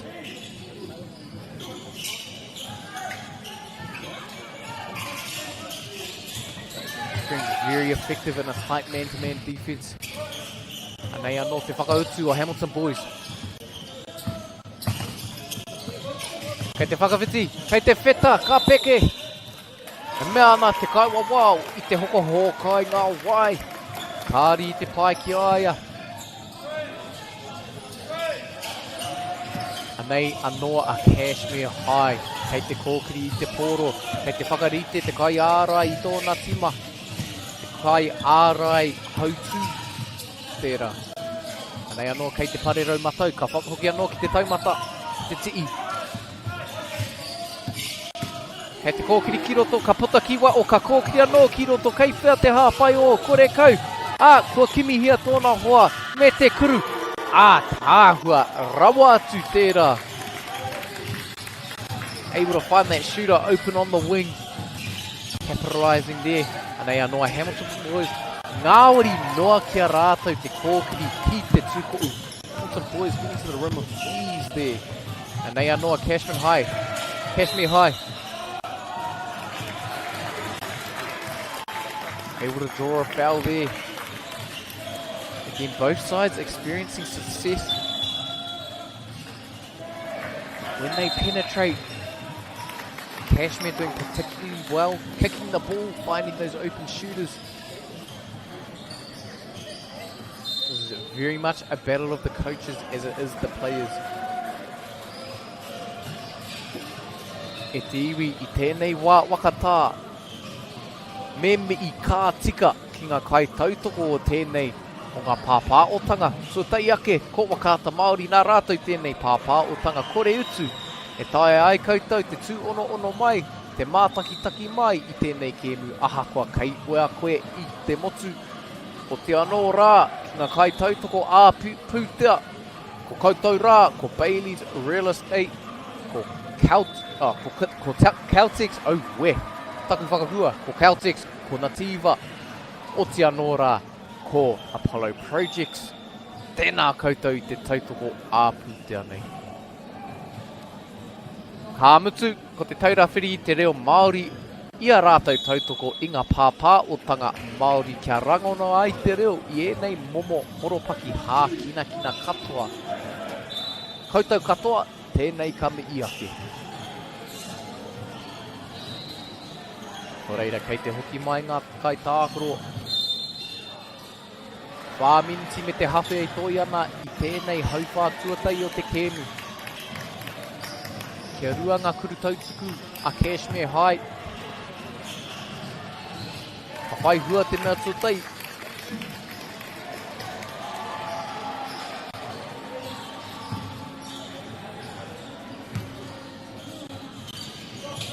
Me te kuru tuarua.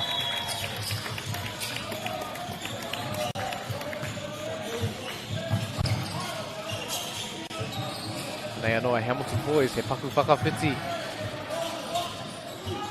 Trying to keep their energy high in this final game of the night. A tough time to be playing here in this competition this late. Anei te kuru, tāhua. No hesitation.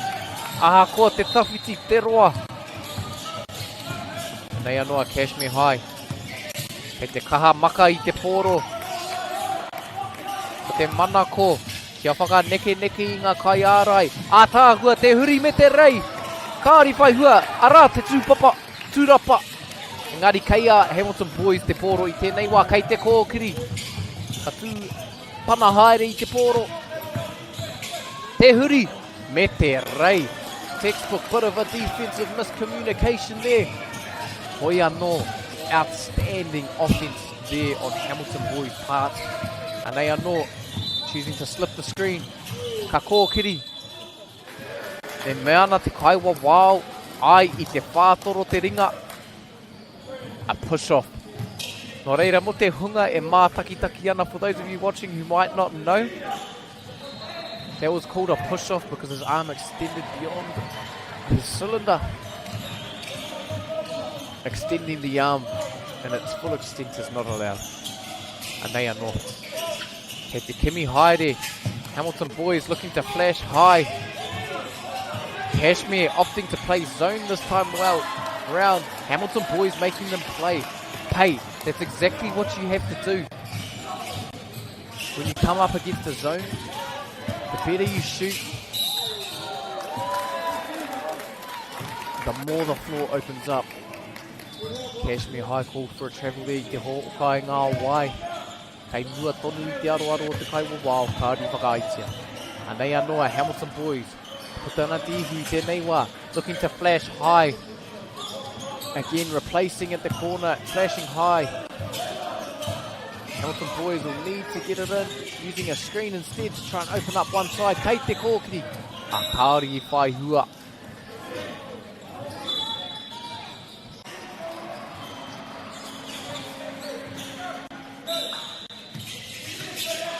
Nei anō, ngāwari noa te reikuru. Kia rua anō. Hamilton boys now on a 1-2-2, half court press, full court press. Ngāwari noa kia Cashmir. Opting not to shoot it there, ahakoa I te wā pia. Ko te karanga o te kaiwa wao.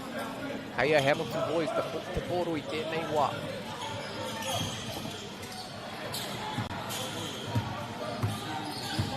Kaia Hamilton boys. Cashmir back in that zone. Hamilton boys look to run that zone break they had before. Opting to shoot the ball instead, trying to make them pay. Able to get a hand on it and steal it. And they are no. Cashmir resetting in that zone. Almost paying off there. Atahua te huri. Me te whai pero. Cashmir doing well to get in front in that first step. Leaving them susceptible to that spin. Nei anoa Cashmir me te.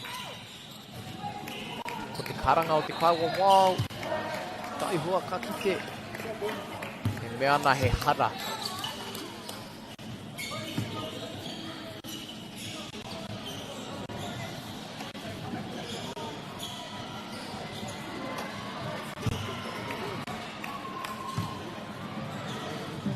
Nei anoa Cashmir.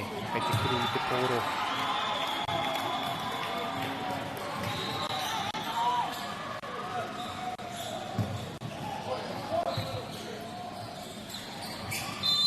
Kia kotahi anō te piro. Tēnei wā e puta ana te ihua. Hamilton boys, the rua tikaumā puru ngā piro. Kaya rātou, tikaumā rima ngā piro. Kaya Cashmir, high. E wā te ana, te kuru, no hesitation. Kāri whai hua, anei te taupai a Cashmir. Opting to pull it back. Katari, mo te hāpai o. Ki te hāpai o. Nei anō te kōkiri me te dish. Te kuru kāri whai hua I tērā wā. Anei te taupai a Hamilton boys. Tere kōkiri ana I te pōro. Ka huri, ka whai I tōna hoa. Ka hoki anō ki aia kei te poroka. Kei te tūranga haukuru. Then feeding it down on that block.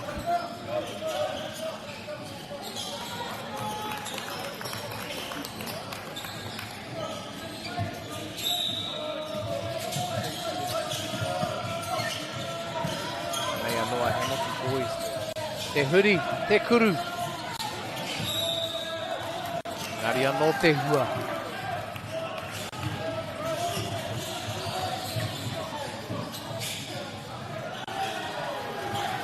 Hamilton boys settling back into that full court man. Really forcing those Cashmir guards to work early. Makes it increasingly difficult to settle into your offensive sets, your half court sets. However, if you can get that high screen, free run at the hoop. Atahua tērā maka whai pero. I whai hara I tērā wā no reira kia rua ngā kuru tautuku.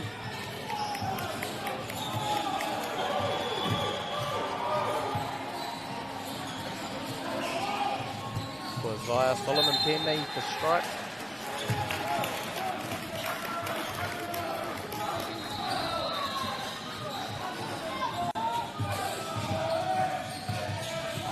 Aha koe toa ana a Hamilton boys I tēnei wā kei te taupatu haere e nei tima e rua he roa. Tonu tēnei kemi e te iwi waikahua waikatoku ko waikatoa. Anei anoa Hamilton boys. Ke whakarite ana I rātou I a rātou anō. Series of dribble handoffs me te kōkiri.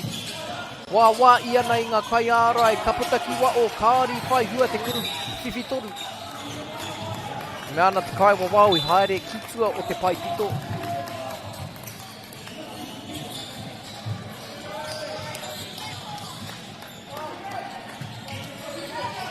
Nei anoa Cashmir high.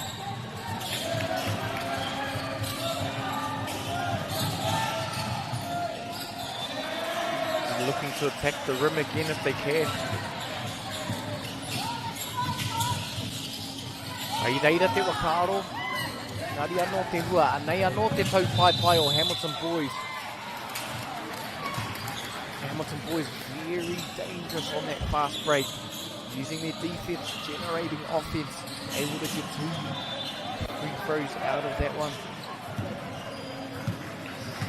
E waru noi ho ngā hēkona e toi ana I tēnei haupā tuatai o te kēmu e te iwi.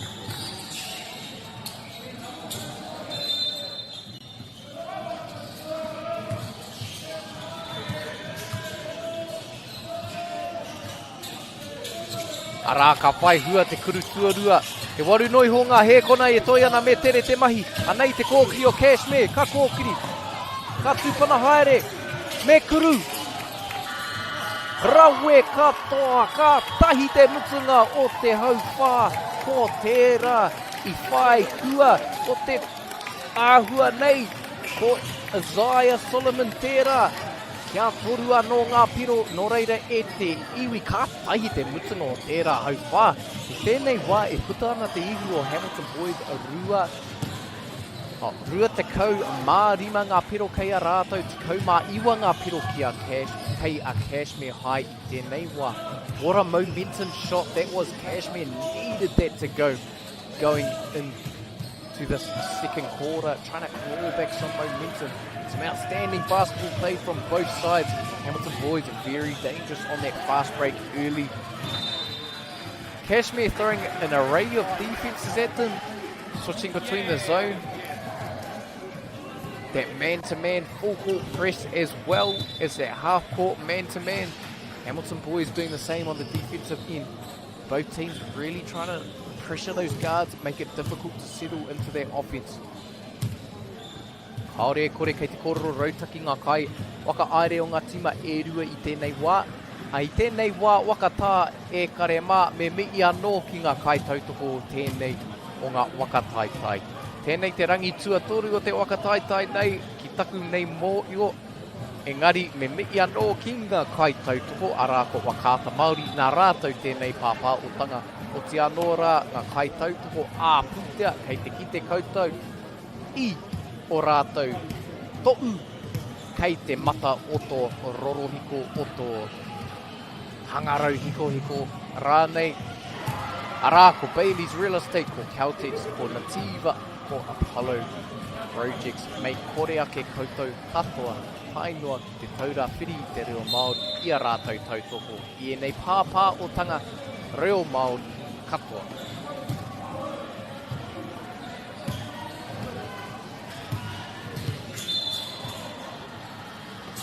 Coming into the second quarter, you look for Cashmir to attack that rim again. They experienced some good success in that first quarter, although they shot the ball well.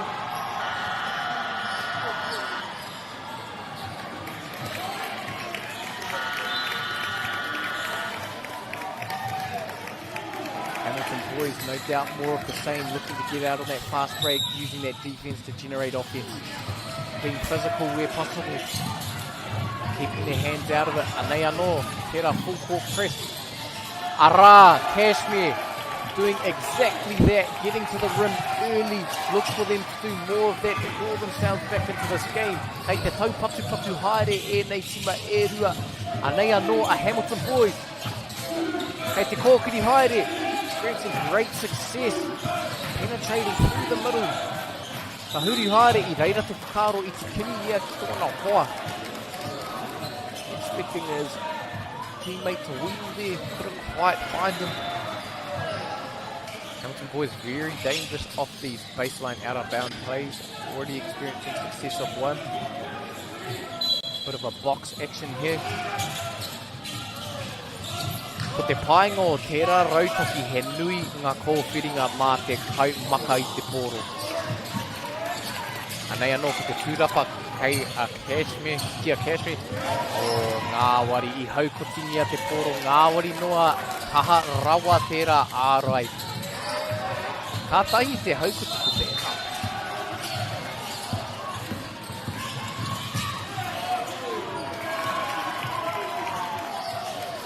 Kia rua anō ngā piro. Anei anō te whakautu o Hamilton boys.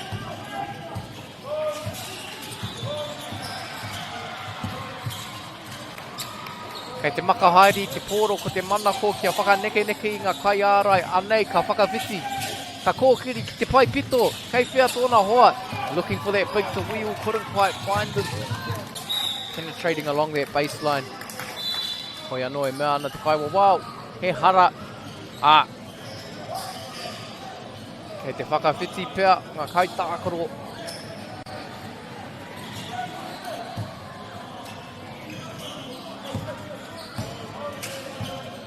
Kei a wakati wai parai. Te pōro. Tānei Kimi ki ona hoa. Ka tukuna ki te parirau matau. He kaha rawa tērā ārai o Cashmir. No room to operate. Engari, Hamilton boys able to find the open shooter last minute late in that shot clock. Cashmir sending the ball ahead on that fast break. Anei anō. Ethan Spraggin tērā.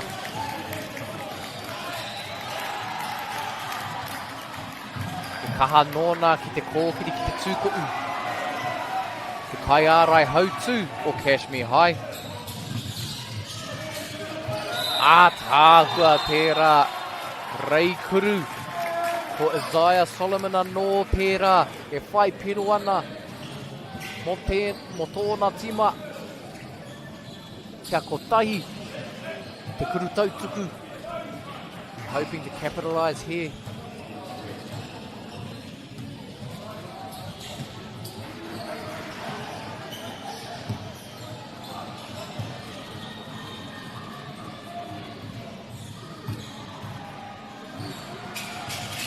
Couldn't quite connect there again. Engari ko te tūrapa, kei a Cashmir scrambling for it, able to reset. He āheinga no, ko te kuru, whiwhi toru. Kāri whiwhi tero i te rawa. Engari ko te tūrapa anō. Hamilton boys unable to control it. Kia te whakatau o te kaiwa wau.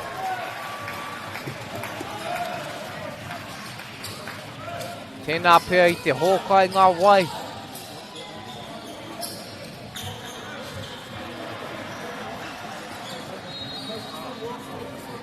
Cashmir doing well to calm themselves, the teammates looking after each other there. Nei anō a Hamilton boys kei te taupatu haere i tēnei haupā tuarua o te kēmu. Hamilton boys will be looking to penetrate. They experienced great success. There it is again. Hamilton boys going back to what they did well in that first quarter. Penetrating through the middle, looking to dish.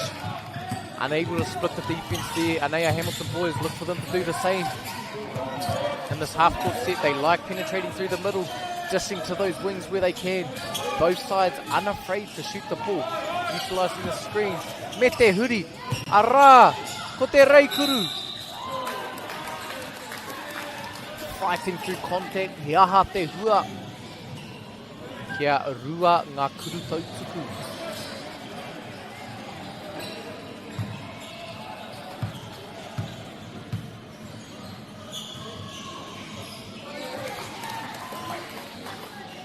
Ethan Spraggin tēnei.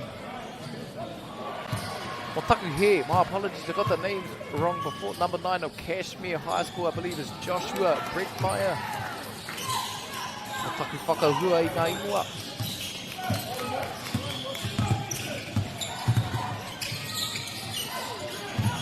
Rawe tērā ārai i te pōro.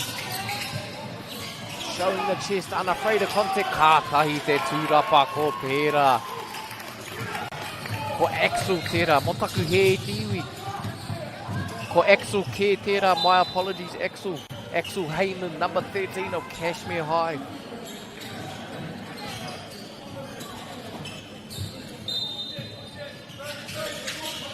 He kaha nōna ki te tūrapa i te pōro. Anei anō te reikuru. E mea ana te kaiwa wau, kei te kite i te hara, kāri whakai.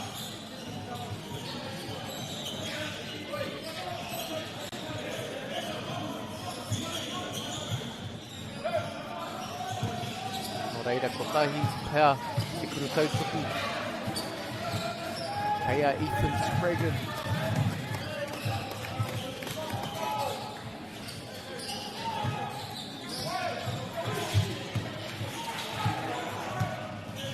Kia uatanga hai tēnei wā. Wakatā me ki I te huitahi nā whaitākaro o Cashmir kia whakatau anō I te wairu o te tima. Nā nei anō ko Cooper, Redcliffe, Kaiarai Hautu. Tāhua tērā, what a connection between those two players.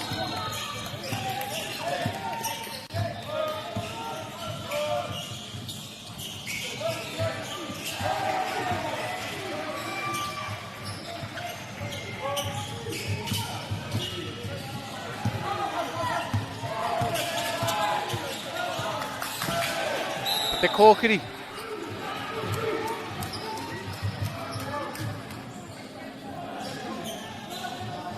Taku he tiwi, there was Joshua again on that previous position. He waua te kiti ngā nama I tēnei o ngā kēmu, hoi anō. Kia kotai anō te kuru tautuku kia Hamilton Boys I tēnei wā e te iwi 5 miniti. Tōna 5 miniti e toi ana I tēnei tau. Hauwha tua o rua o te kēmu. Rua te kaumā iwa ngā piro kei a Cashmir High. Toru te kaumā whā ngā piro kei a Hamilton Boys I tēnei wā. 5 noiho ngā piro te āputa I tēnei wā. E te tau papapapu maere e nei tima e rua. Anei anō te kōkiri o Cashmir. Kei te whai. Rawe te tōhipa I reira te whakaro engari anō te hua. Hoi anō, ko te karanga o te kaiwa, wow. Hei te kite ia I te hara. O reira kia rua anō ngā kuru tautuku. And these types of games where it's back and forth with this many free throws, it's imperative that you connect on them early. It could be the decisive factor going into that fourth quarter later on.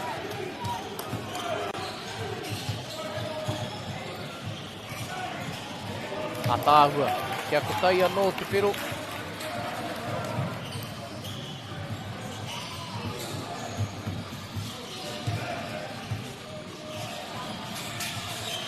Kia rua, whai tana kuru I te pōro, Ethan Weston.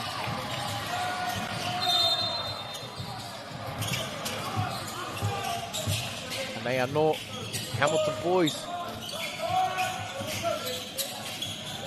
Kei te whakawhiti I te pōro.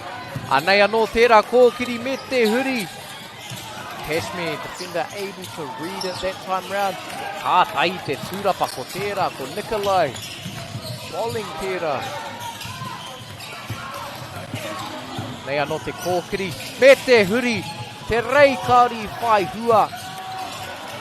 Nā te kaha ārai o Hamilton Boys. Aha kua kāri I a rātou te koro I tēnei wā. He kaha rawa te ārai I tērā wā.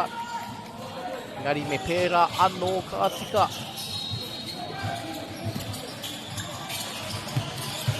Both teams looking to gain momentum here. Ka tahi te wheta ko tērā. Te karo I te kai ārai.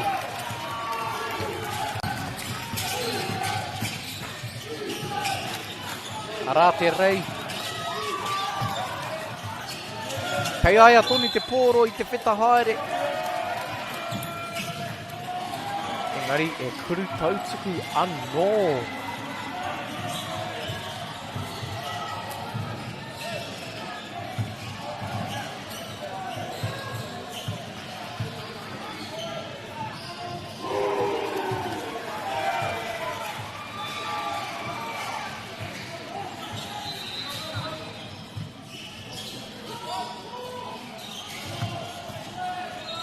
Kia kotai anō te kuru tautuku. Arā, I whai hua anō. Ko Ben Marsh tērā.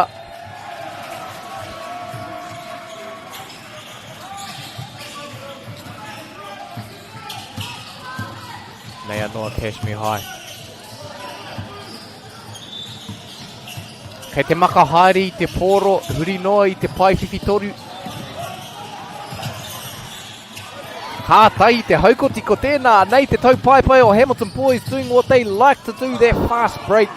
Cashmir able to snuff it out there. Ka tai te kaupare ko tērā, anei a Cashmir.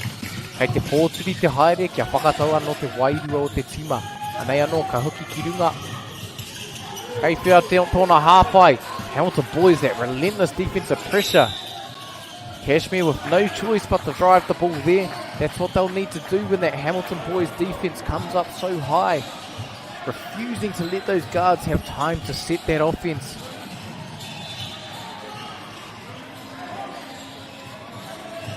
What I like to see those Cashmir guards are being aggressive when that defense comes that high. Ara no te huri. Te MΑORI oki o era tama e rua. Kei te patu haere ki raro.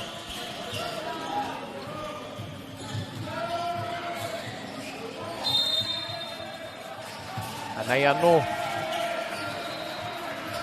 For Axel Heyman at the strike.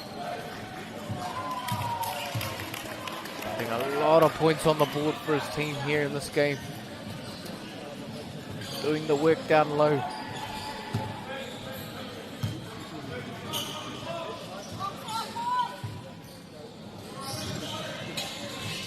Able to connect again there. Hamilton boys. Tōna toru miniti e toi ana I tēnei kēmu, looking in low. At the top of the key.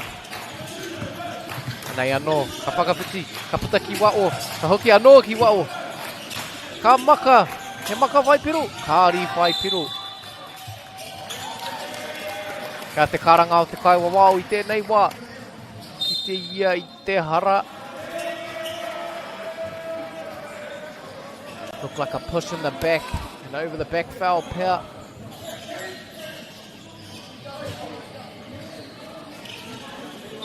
Out te hua with Ben Marsh again at the strike.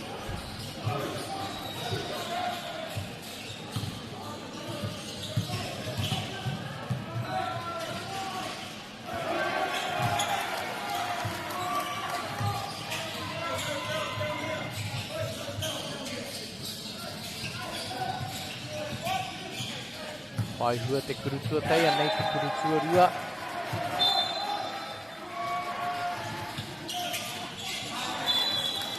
A tāhua tērā.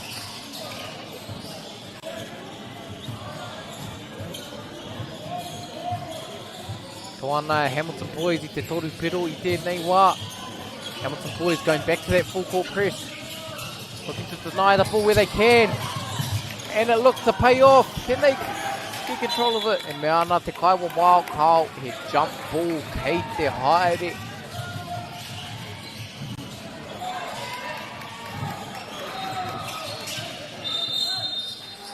No reira ko te maka taupatu pea. Mai anō kei a Hamilton boys. Te mana I tēnei wā. No reira ka rero I a rātou te pōro.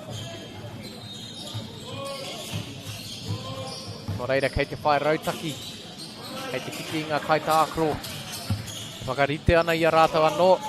Going back to that zone break. Looking to screen up high.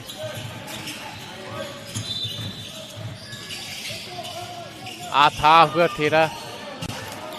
Although the play fell apart, both teams were adept at creating something out of nothing. Couldn't quite capitalise there. But I reira anō te wakaro. Hamilton boys back in that box set again. Cashmir reading it like a book. Anei anō te kōkiri, te tere hoki. Ki te anō te kaiwa wao I te hara. E nui ngā hara I tēnei o ngā kēmu e te iwi. No reira me mātua whai pero koe I ēnei kurutautuku. Now this game, many foul calls in this game, which means many free throws. It's imperative that these teams capitalise now. It could be the difference maker in a close game like this. Waikahua waikatohu ko waikatoa I tēnei kēmu. Kei te taupatu haere ēnei tima e rua. E tutu ana te pueʻu me ki. I tēnei papatākoro wainga I ēnei tima. Vai piro kurutau tuku tuatai. Nei rā, te kurutau tuarua.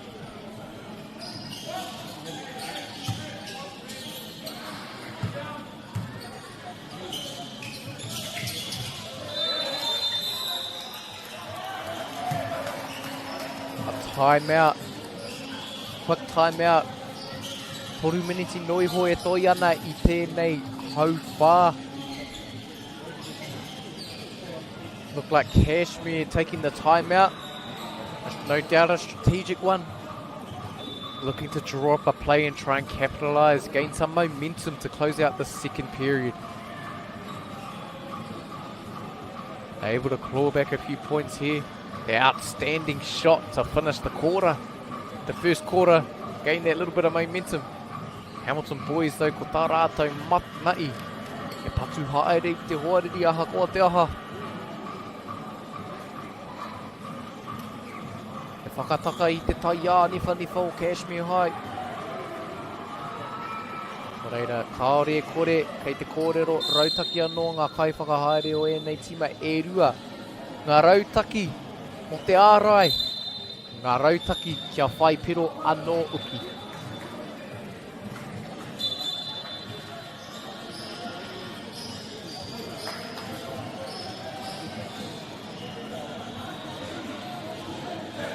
Nō reira rā e te iwi mo te hunga e mātakitaki nei tēnei pāpā o tanga kei te kite koutou I ngā tohu o ngā kai tautoko āpūtea o te whakataitai nei. Ko te anō rā I te kokona matau. I raro I tō mataro rohito. Hamilton boys looking to come back in that full court press.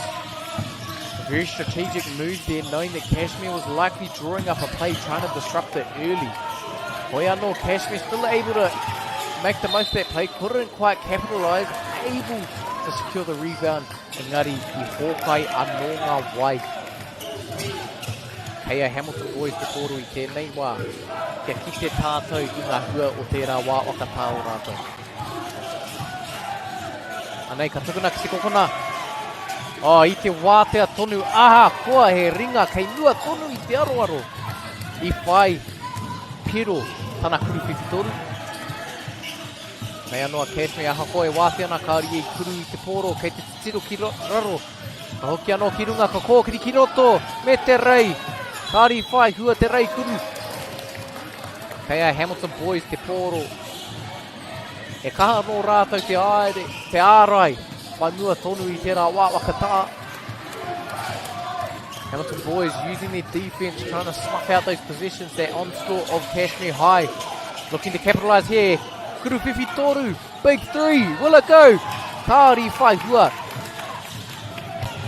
Rā no te tūrapa I te pōro me te kōkiri. Te tere kōkiri I te pōro. Nei ki te kimi haere ki ona hoa.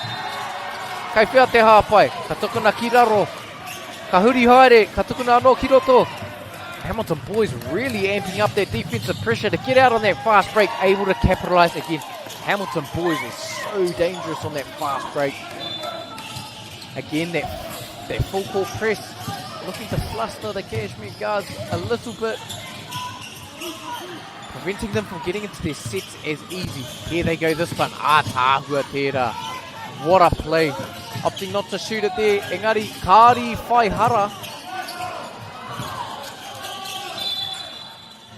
I te kiwi rātou mo te hara I tērā wā, engari e hara, kore kau.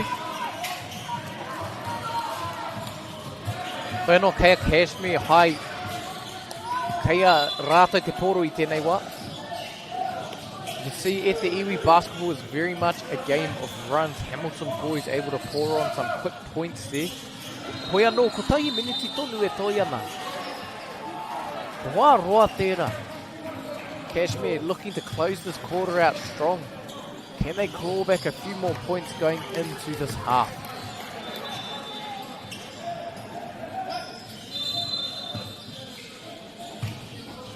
Hamilton boys came out of that timeout knowing they had to up the defensive ante, prevent Cashmir from throwing anything back, try and maintain that lead going into the third period.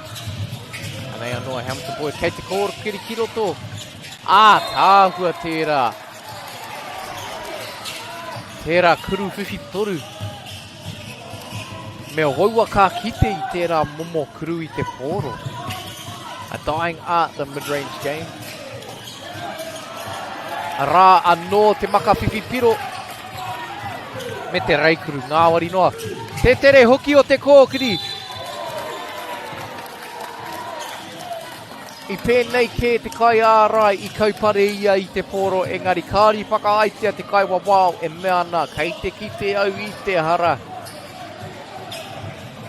I patu ki te ringa o te kai kuru, no reira, kia rua ngā kuru tautuku. Kia Cullen Parai.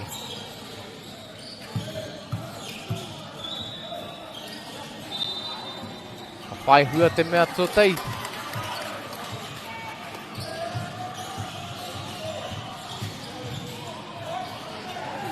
Nei te kuru tuarua, te kuru tautuku tuarua.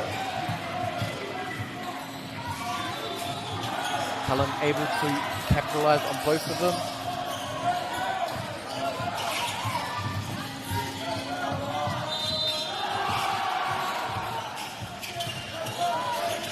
Nei anō. Joshua Redcliffe. Hei te kōkiri I kaha nōna kia pērā. E wā te ana ko te kuru. I whai piro ātāhua rawa atu tērā. Cashmir again. Capitalising right before the buzzer. Hoi anō e puta ana te ihua Hamilton boys I tēnei wā. Whātakau mā waru ngā piro kei a rātou. Whātakau noiho ngā piro kei a Cashmir hai I tēnei wā. E te iwi. Ahakoa kei te toa a Hamilton boys I tēnei wā, kei te tau patu haere ngā tima e rua. Waikahua, waikatohu ko waikatoa I tēnei o ngā kēmu. Kei te kōrero rautaki anō rātou, ka whai ngā rautaki hou. Ārai nei, whai piro nei, waikahua, waikatohu ko waikatoa. E te iwi ka hoki anō tātou ākua nei o te hawhe tuarua o tēnei kēmu mautonu maira.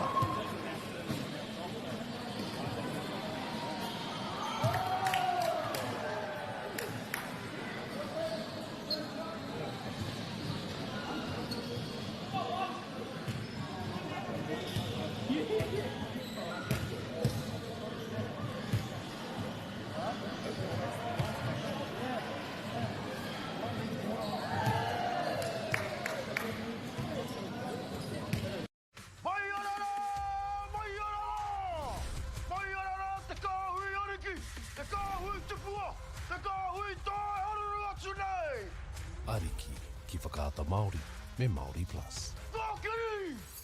Okay. Yes. Okay. Yeah. This isn't about long-distance calling, technology, or living overseas. Do I have one more bid? Thank you. We're going to go once. We're going twice. And we are sold to the Kiwi phone bidder from Manchester. It's about Baileys finding buyers that others can't. Sport is about more than just the game. It's about going from teammates to best mates. It's the high fives and helping hands. It's learning when to back yourself or back your buddies. It's actually being excited to get out of bed early on a Saturday. Sport is about more than just the game. That's why Caltex is proud to help fuel school sports.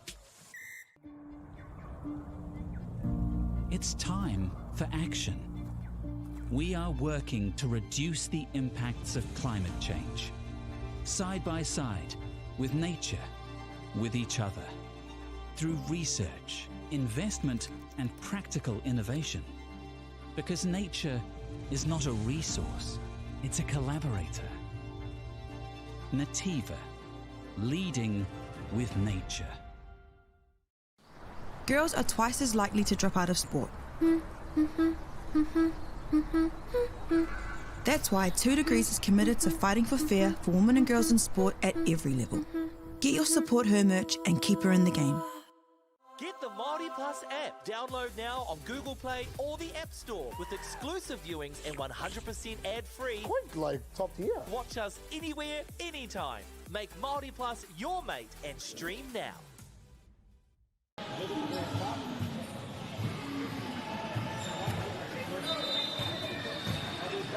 Nō reira e te iwi nau mai hoki mai anō ki tēnei kēmu I wanga I a Hamilton Boys me Cashmere High.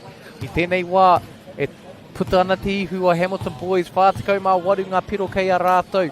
Whātikau ngā piro kei a Cashmere High. Hoi anō kei te tata tonu tēnei kēmu kei te taupatu haere ngā tima e rua. He roa te kēmu. He hawhi anō kei te haere. Nō reira kei te kōrero rautaki ngā tima e rua. Hamilton Boys finishing off that first half strong. Coming out of that final timeout. Upping the defensive ante. Opting for that full court press. Knowing that Cashmere would likely try and set into a half court set. Refusing to allow the Cashmere guards to set the offense, instead forcing them to attack the rim.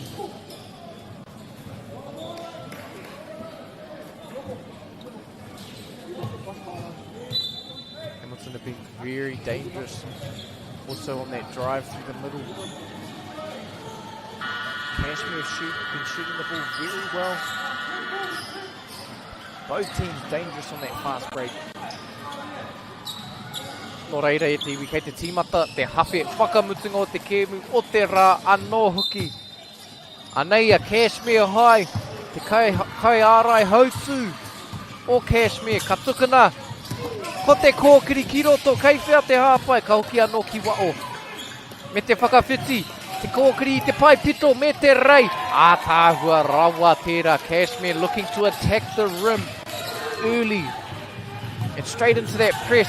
Applying pressure on Hamilton Boys. You can see basketball is very much a game of runs. Anei Anoa Cashmere looking to attack the rim again. Very aggressive to come out of this half.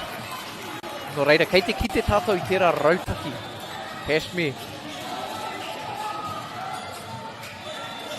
Super aggressive attacking the rim to start off this half. Forcing those Hamilton defenders to communicate. Ke hata rātou wakautu, tāria te wāka ki te. Cashmere, no doubt, looking to set into a press following this free throw. Try and up that defensive ante again. Anei, here's the full court press. Looks to be a man-to-man. Able to generate another turnover there. That's the danger of the press. When it's done well and effectively, you can generate turnovers. And that's exactly what they would have wanted, forcing the Hamilton Boys coach there to take a timeout. Hoi anō ko te painga o tēnei wā wakatā. Ka whai wā kia whakatau anō te wairua o Hamilton Boys. A bit flustered by the pressure that Cashmere applied coming out from the half. But they can certainly turn things around. Their end in that second quarter showed it. Haere kore kei te kōrero, te kai whakahaere o Hamilton Boys. Mō tērā momo rautaki ārai a Cashmere. No doubt, Hamilton Boys speaking about how to break that press. And once they've broken that press, settling into that half-court set. First option in breaking the press is obviously to attack the rim. Second, settle into your plays, your options. Cashmere might be looking to make an adjustment themselves.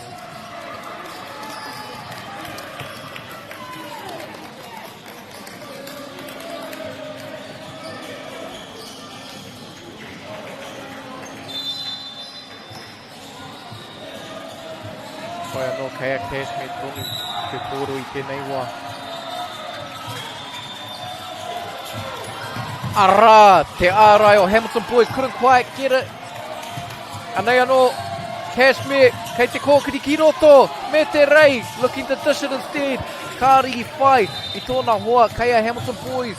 Te poro I tēnei wā, making their defensive adjustment to stop the ball. Kia te hua, kāri whai hua I tērā reikuru, engari kei konei a Cashmir, e te hiwi, kei te kaupatu hare, e nei tima e rua, kā tahi te kēmu. Anei anoa Cashmir. Kei te whai anō I a rātou rautaki a ko tāna, waiho kia au kia kōkiri.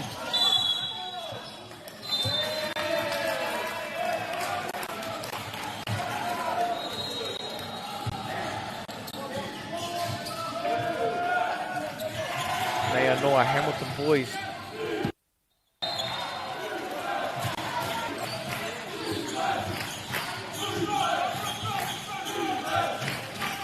Boys back into their zone break. Their X-action. Tā kua tērā huri haere, feeding that high, top of the key. A little bit of a handoff there. When that fails, we've seen the option move to a pick and roll. Hoi anō, ko te kuru whiwhi rua o Cashmir high. Tāhua te kite.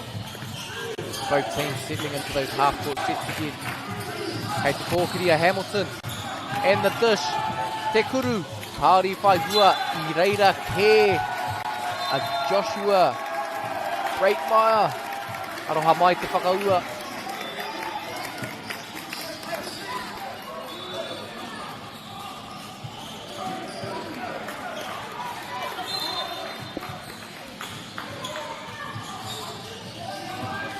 Nei anoa Cashmir.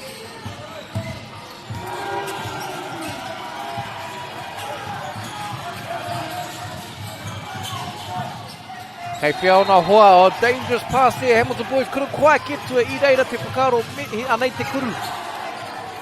Kāri whai hua couldn't quite make them play there for gambling on that pass.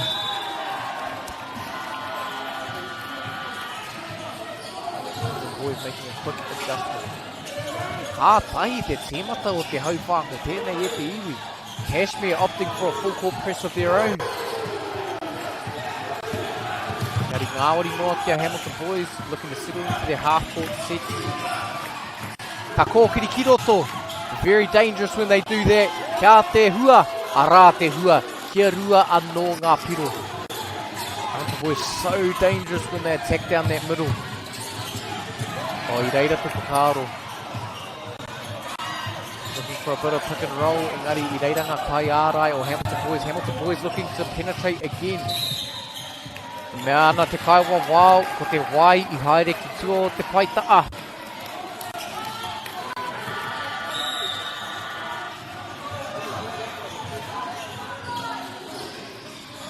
Boys in that dangerous full court set again, making it very difficult for the Cashmir guards, forcing them to work tirelessly just to bounce the ball. And they looking for a trap this time round. Cashmir forced to advance it quickly for that 8-second count.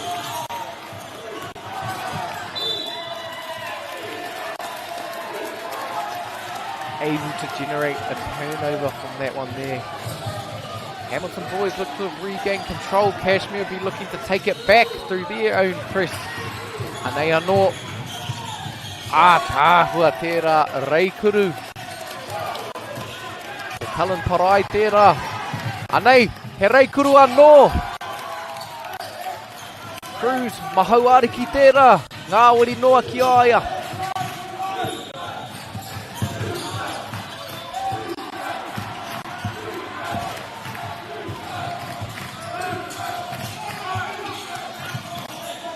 Nei anō, ka hoki anō ki runga me te kōkiri. Hamilton boys again scoring off that drive down the middle.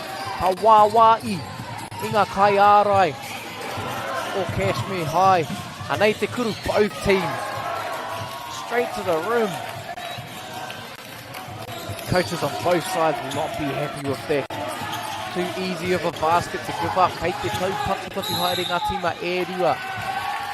Anei rā. One of the coaches giving in. Te wā wakatā pēr tēnei. Mo taku he e te iwi, that looked to be an 8-second count. My apologies. Nei rā, kei te whakawhiti, ngā kai tākaro.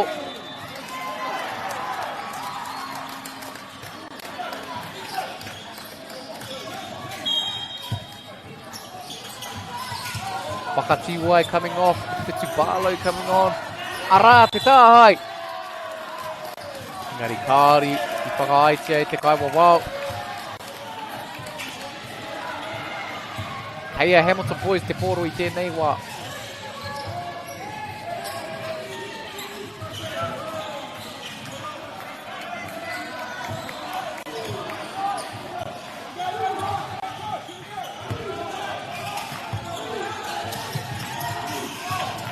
Anei, hei te kōkiri. Ka hoki anō ki te kokona. Me ana I haere ki tua o te paitaa.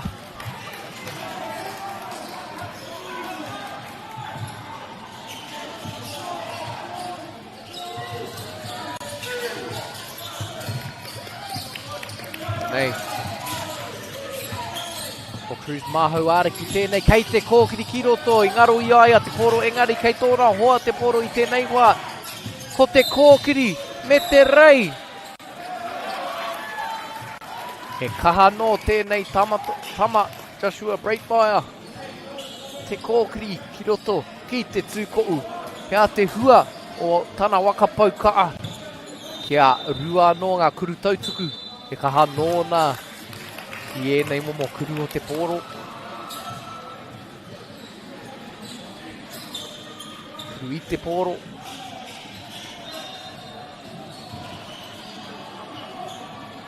O reire e te iwi, 5 miniti e toi ana I tēnei hauwhā. 56 ngā piro kei a Hamilton Boys, 56 ngā piro kei a Cashmir High. Kei te tau patu haere ngā tima e rua. Anei anō te wakautu a Hamilton Boys, kei te kōkiri ki roto, me te rei. Tērā āuatanga anō ko te kōkiri ki wainga pū I ngā kai ārai. Kore kau he whakautu tērā tūpanapana I te poro. A tāhua.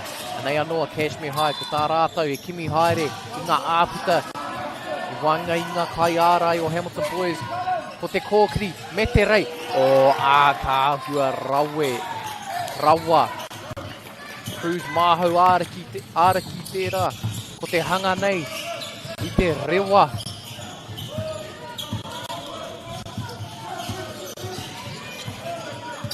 Anei anō, Tupalo.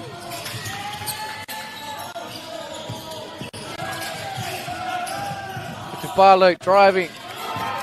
Engari ko te kaupare, anei te tau pai o Cashmir. Kāri whai tōna hoa I pānuitia kētia e Hamilton Boys me tā rātou ake tau pai. Kia te hua, ka tukuna anō te poro ki Cashmir High e te iwi he tere rawa tēnei o ngā kemu.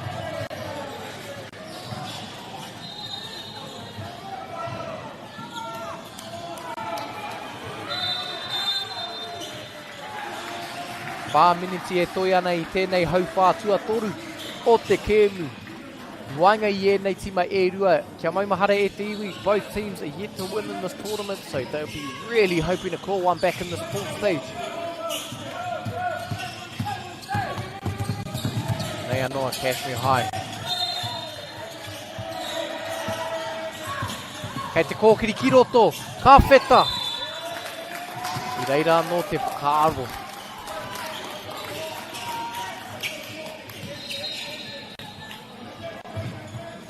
Hei Hamilton Boys te poro I tēnei wā.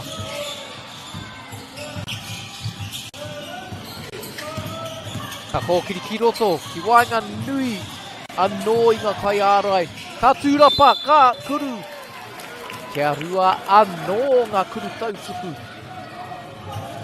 E hia tēnei ngā kuru tautuku I tēnei wā kēmu. Me mātua whai piro I ēnei kia toa koe I te kēmu. Ko Ben Marsh tēnei e kuru ana I te poro I tēnei wā.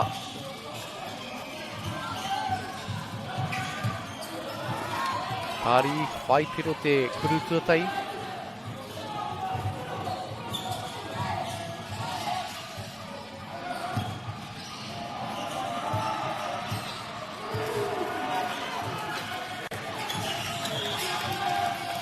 Ka whai piro te kuru tautuki tuarua. Oi kaha rawa. Tata haukoti. A wakati wai parai. I te poro.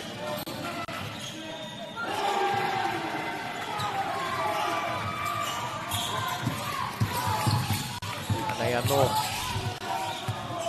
Joshua, kei te kōkiri ia. Ka whai tōna hua. Kāri whai piro. Oi anō. Whai tērā o kāro. That's the right mentality to attack aggressively. Cashmere High just unable to capitalise on the momentum they gained. They gained, still trailing in this game. They're able to claw it back. Ko te mate ko ngā mutunga o ngā haupā. Where Hamilton Boys is able to maintain the lead is that they finish these quarters strong. Cashmere will be looking to do the same and try and level this game going into the fourth quarter. No reira, tino whakahira tēnei. Toru miniti e toi ana. Look for the defensive pressure to increase in these last 3 minutes. Hamilton Boys opting for that full court press. Able to talk 2 more up on that previous position. And they are now Cashmere. Struggling with that aggressive defense. Ātāhua tērā tūpanapana haere I te poro. Me te rei. Kāri whai kua he kaha rawa te arai. Anei te tau pai o Hamilton Boys. Getting out and running. Trying to lay it. Can't quite. Ātāhua tērā kaupare I te poro. Anei anō. He tau pai anō. O I reira te whakaaro.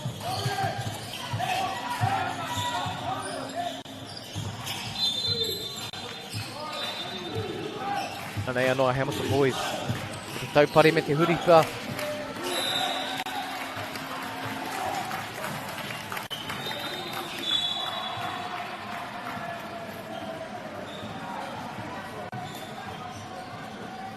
E paku whakawhiti tēnei.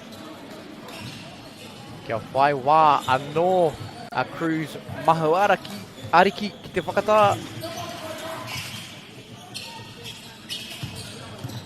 And they are now Cashmere High, kei te kōkiri te poro.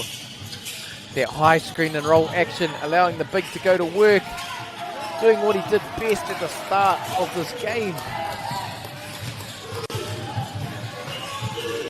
And they are now Hamilton Boys.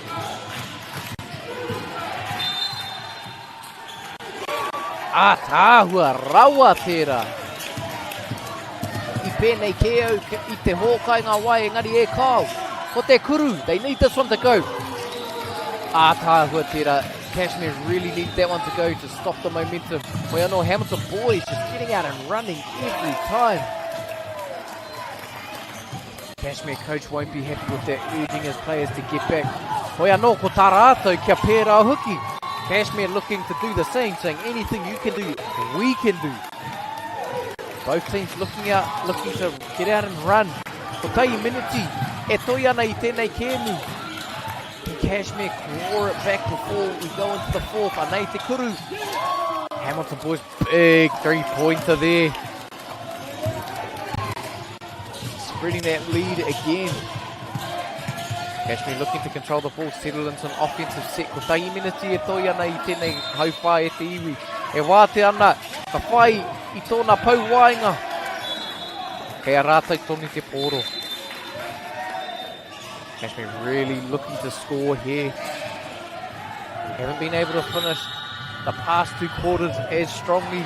Hoping to do so this time round.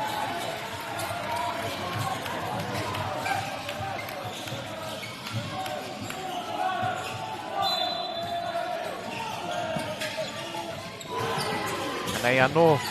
Kei te kōkiri. He hara. Ka pai kia rua anō ngā kuru. Tautuku. Ko te hanga nei kua Isaiah Solomon anō tēnā. Kua hoki anō ki te ora.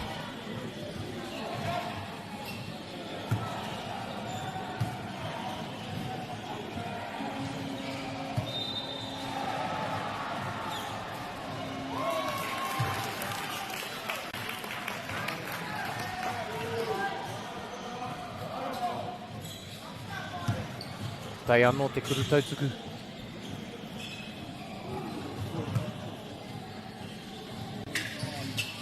Raue katoa, kei te whakatau I te wairua tōna tima. Anei anō a Hamilton boys. Ka whau rautaki ana kia waipiro anō rātou.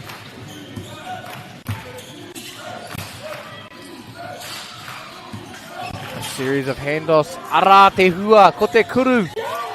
Big three. Really trying to prevent that Cashmir comeback late in the third. Nei anō Cashmir, hea te whakautu. Ka kōkiri ka huri. Outstanding defense there from Hamilton boys. Ko wai tērā, he waua te kite I te nama. Drawing a charge there. Ko wakati wai tērā. Anei anō.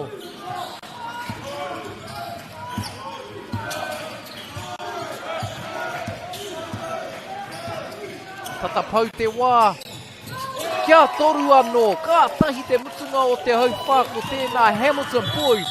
2 big 3-pointers to finish out that quarter. Trying to snuff the hope of Cashmere High. Their hopes of a comeback. Hoi anō e te iwi. Ko tai te haupā e toi ana. He roa ngā haupā. He te community anō. Ka taia ngā mea katoa. No reira, waika hua, waika tohu ko waika toi. Tēnei wā whiti tikau mā whā ngā piro kei a Hamilton boys. Ono tikau mā tahi ngā piro kei a Cashmere High. Cashmere High, it'll be imperative to come out swinging in this final quarter. Try and gain some momentum early and claw back some points. Those 2 big threes from Hamilton boys leading into this final quarter. Snuffing out that momentum that they built. Now a 15-point deficit. Ooh, taku here. 17-point deficit. Kia anō au te kura.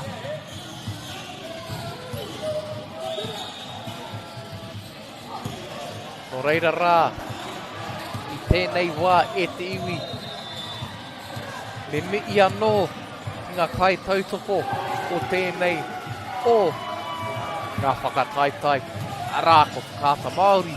Nā rātou tēnei pāpā o tanga kore utu e tae ai koutou te mā takitaki tēnei o ngā kēmu o te anō rā ki ngā kai tautoko āputia o Bailey's Real Estate, ko Celtics, ko Nativa o te anō rā ko Apollo Project.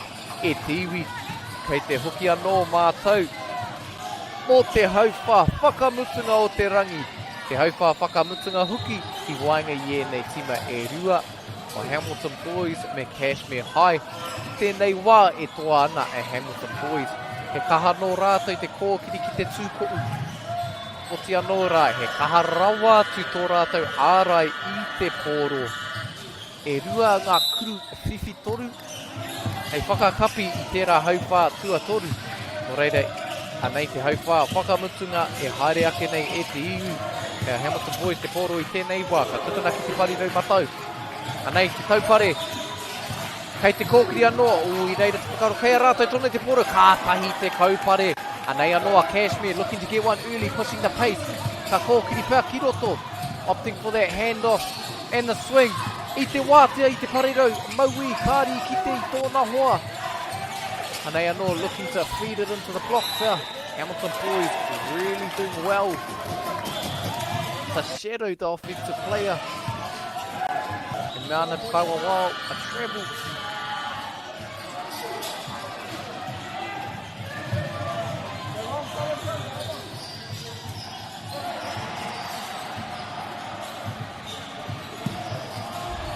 Nei anō a Hamilton boys.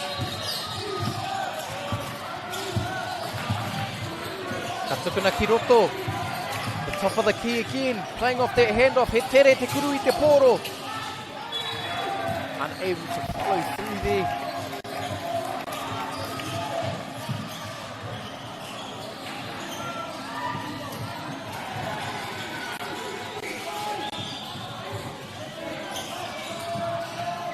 Cashmere High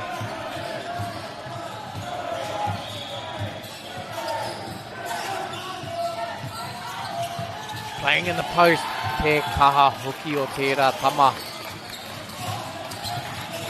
Roaring back, chipping into that deficit where they can. Anei anoa Hamilton boys. Cashmere High are going to have to play a really disciplined and patient game to finish off this fourth quarter. Very little room for mistakes left in this game. If they be patient, they might be able to claw it back. Anei anoa, kei te kōkiri. Not looking to force the issue. Ka tukuna ki te kokona, me te kuru. Te tūrapa. So second chance points. That will make the difference in the end. And they are noa Hamilton boys. Kei te āta haere. Aha koa te kaha ārai o Cashmere. And they are noa Hamilton boys. Kei te kōkiri kiroko. Very dangerous down the middle. Here's the kick. Kia toru anō. Cashmere just had no answer for that. Penetration through the middle. Hamilton boys doing well. Either take it to the basket or kick for the three.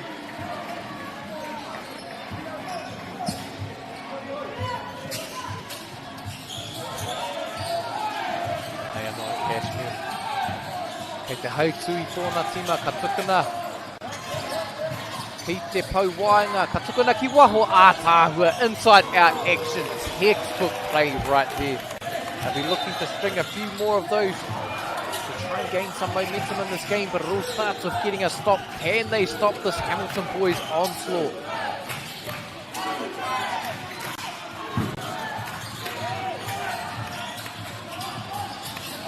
They are not. 11-point game. Cashmere able to claw a few points back. That's what they have to do, but time is against them. We have Marshall Clark here at the stripe for Hamilton boys. Again, as we've said the whole game, free throws matter, but this is where it matters most here in the fourth quarter. Aha koa ngā āhuatanga o te kēmu.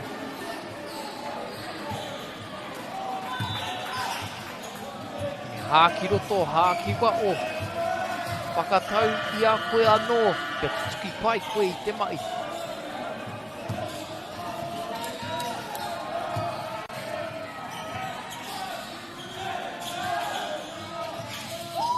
Waihua te kiri tuarua.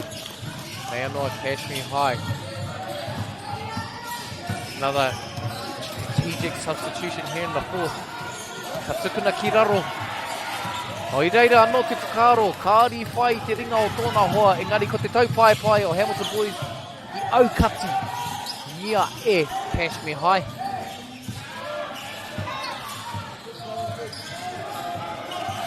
They are not Hamilton boys. Kei te kōkiri.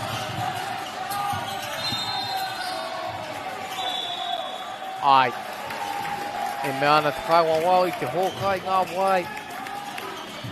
E neke atu i te toru o ngā hōkai. Ngā hīkoi.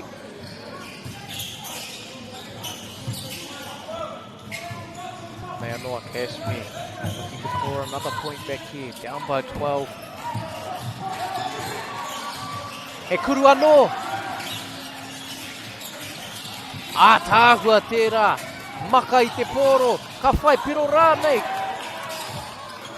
Kāri whai piro, engari kea rātua no te pōro.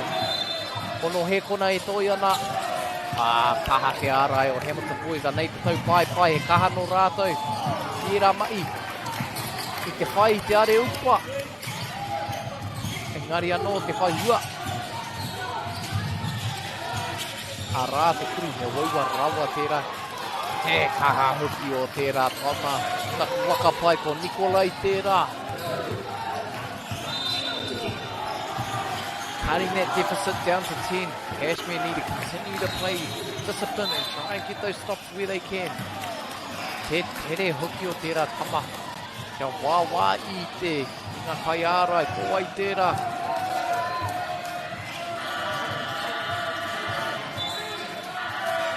Talon parai tērā. Tōna kaha kia kōkiri ki te tūkoku.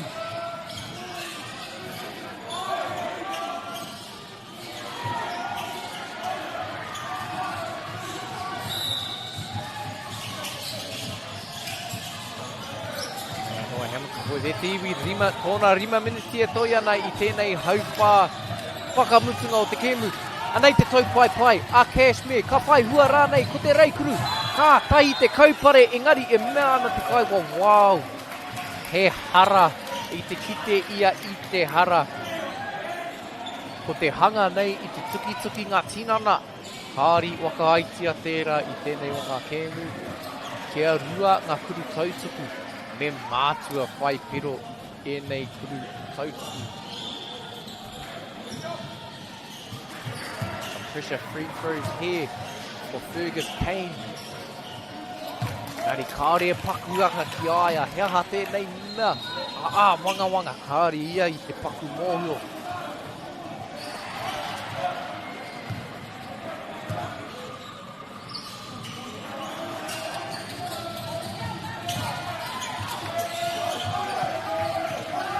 Nei anō, Hamilton boys. Looking to opt into their X action again. The guard doing well. Breaking that play. Driving instead to the basket. Hea te hua, kia rua anō ngā piro. Anei anō a Cashmir kei te kōkiri I te pōro. Ki te anō te kaiwawau I te hara.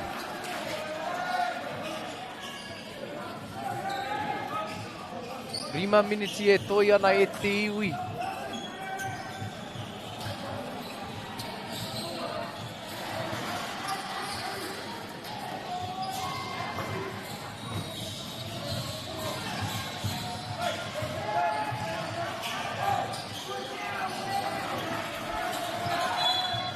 Cashmir looking to strike quickly here. Nei, ko te taupare, me te huri. Ka tukuna ki te kukuna I wāte ana. Kāri kuru, wāte ana, hoai wāte ana, ko te kuru. Whiwhi rua, kāri whai hua I te rawa.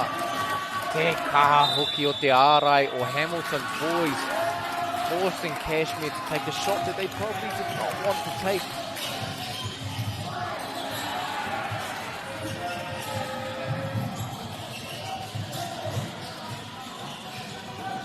Nō reira rā e te iwi rima miniti e toi ana I tēnei kēmu.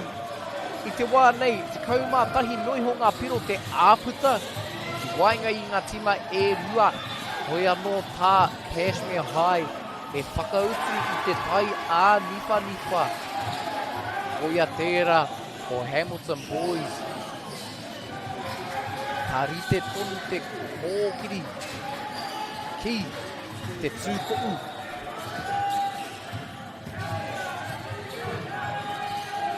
Cashmir, one of the final opportunities to make a run here. Hoi anō e tiwi kei konei mātou ki te papa I oia. O tēnei waka tai, double A. Tēnei waka tai, double A. Poitu kohi o ngā tuatua o te motu. O te kēmu waka mutunga tēnei o te rauna tuarima.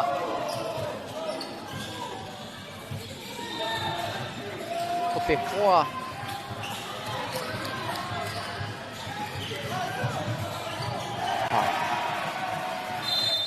Anei anō, ka timata anō tātou a kua nei. Cashmir looking to be in a man-to-man full-court press, looking to apply that defense. Hea te whakautua, Hamilton boys looking to screen to free their guards up. Cashmir really have to apply pressure in this last 5 minutes. Stay disciplined, stay focused, try and get in those passing lanes. Try to get a hand on the ball without fouling. Anei anō, Hamilton boys kei te noho mauri tau I tēnei wā ahakoa te kaha ārai. Anei te kuru. Ahakoa e tangata kei mua tonu I te aroaro kāri whai I te tūkohu. Anei anō a Cashmir. Looking to push the pace, but Hamilton boys did well to get back. They did well when they swung the ball fast earlier in the game. Staying away from that a little bit later in this game. Ka tai te haukoti ko tēnā. Ngana ia ki te haukuru I te poro. Wai maria ia I reira tōna hoa. Kia tai I te papameki.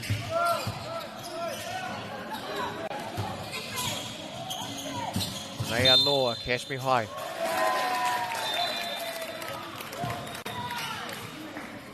Kahi anō a Hamilton boys ki te ara I te pōro. Kia maumahare e te iwi e tino. O waua te tākoro I te kēmu I tēnei wā. O te pō. Ko te rangi tuatoru no reira kei te ngenge haere, kei te pirangi moi. Hoi anō, kei konei e nei tama e nei pē. Ke tau patu haere ana. Wai mari ana I a mātou I te pōunga o te pōi tūpohi. Kua tākoro hia I tēnei rā. Tau pare me te huri e mea ana te kaiwa. Wow! Tāri I tū I te hikoi haere ngā wai. A moving screen. Hoi anō ko tā Hamilton boys whakautu he full court press. Cashmir looking to get into an offensive set. Anei anō te kōkiri. Kei whia tōna hoa. Arā! Tā kua tērā. Feeding it inside. Cutting the deficit down to 11. 3 minutes left. Cashmir desperately need to make a run, and that starts with getting a stop on this defensive end. Hamilton boys. E kaha no rātou, te no o mauri tau, aha koa, a auatanga o te kēmu, anei anō a Hamilton. Trying to feed it inside, anei a Cashmir, an opportunity here to clean, to claw one back again. They have to try and capitalise here. Toru miniti e toi ana I tēnei kēmu, kei te tau patu haere. Hoi anō e mea ana te kaiwa wao kāo I hiko I haere ngā wai. He travel anō tērā. The game is not over yet, e kare mā. Kei te no o mauri tau a Hamilton boys.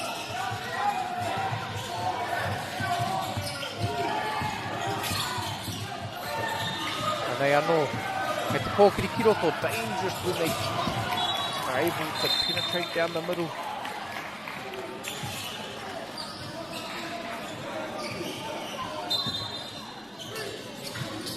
Anei anō. Hamilton boys opting not to use the screen. Kicks out wide. Ko te kuru. Kāri vai piro. Engari ko te tūrapa. Big rebound there. Allowing them to capitalise on those second chance points. Cashmir. A last opportunity to try and claw some points back. Have to strike early. Big three if they can get it off. Choosing not to shoot it. Swinging the ball fast. E wā te ana. Big three. Engari kei ai a te tūrapa. E ora tonu ana. Kaha rawa te haukotu o Hamilton boys. Ko te taupaipai anō. Nei anō a Cashmir.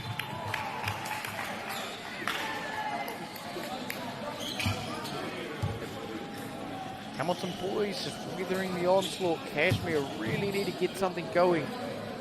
Free throws are a prime opportunity here to get these jump shots going. With only 2 minutes in the game.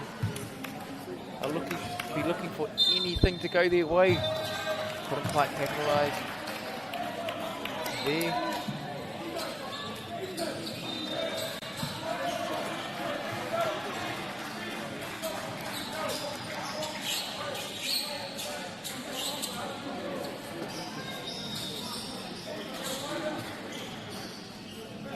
Riley Walker Dene.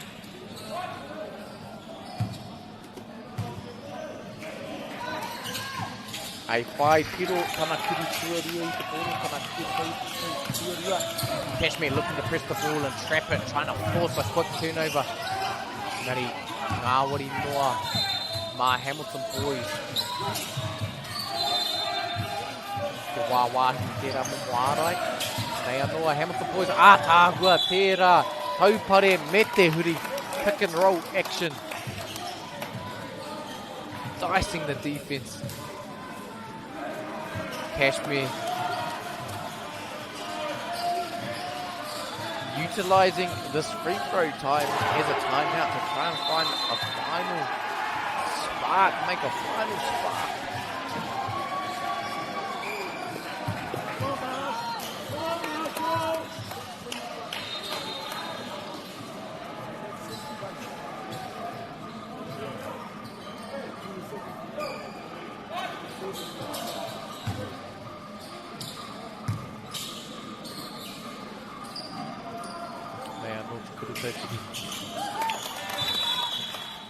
Te hanga nei ko Marshall Clark tērā.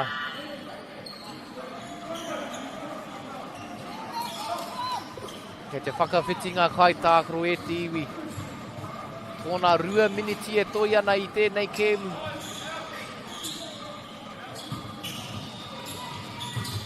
Nei anoa, Cashmir High. Kei te kōkiri ki roto, ka puta ki waho. He kuru whiwhi toru pēr, kei te haere. Engari kei aia, te tūrapa me te puta ki waho, he kuru anō. Unable to get them to go, desperately trying to find anything. Try and spark a bit of a comeback. Oi anō, kei te no o MΑORI tau. A Hamilton boys. Ko tā rātou, he manawa nui, he manawa roa. Kia pau haere te wā. Nei, e tau pai, a Cashmir High. Ngari tāhangia e Hamilton boys, nei te tau pai anō. A tāhua tērā maka whiwhi piro. A kia rua anō e te iwi ko te hanga nei.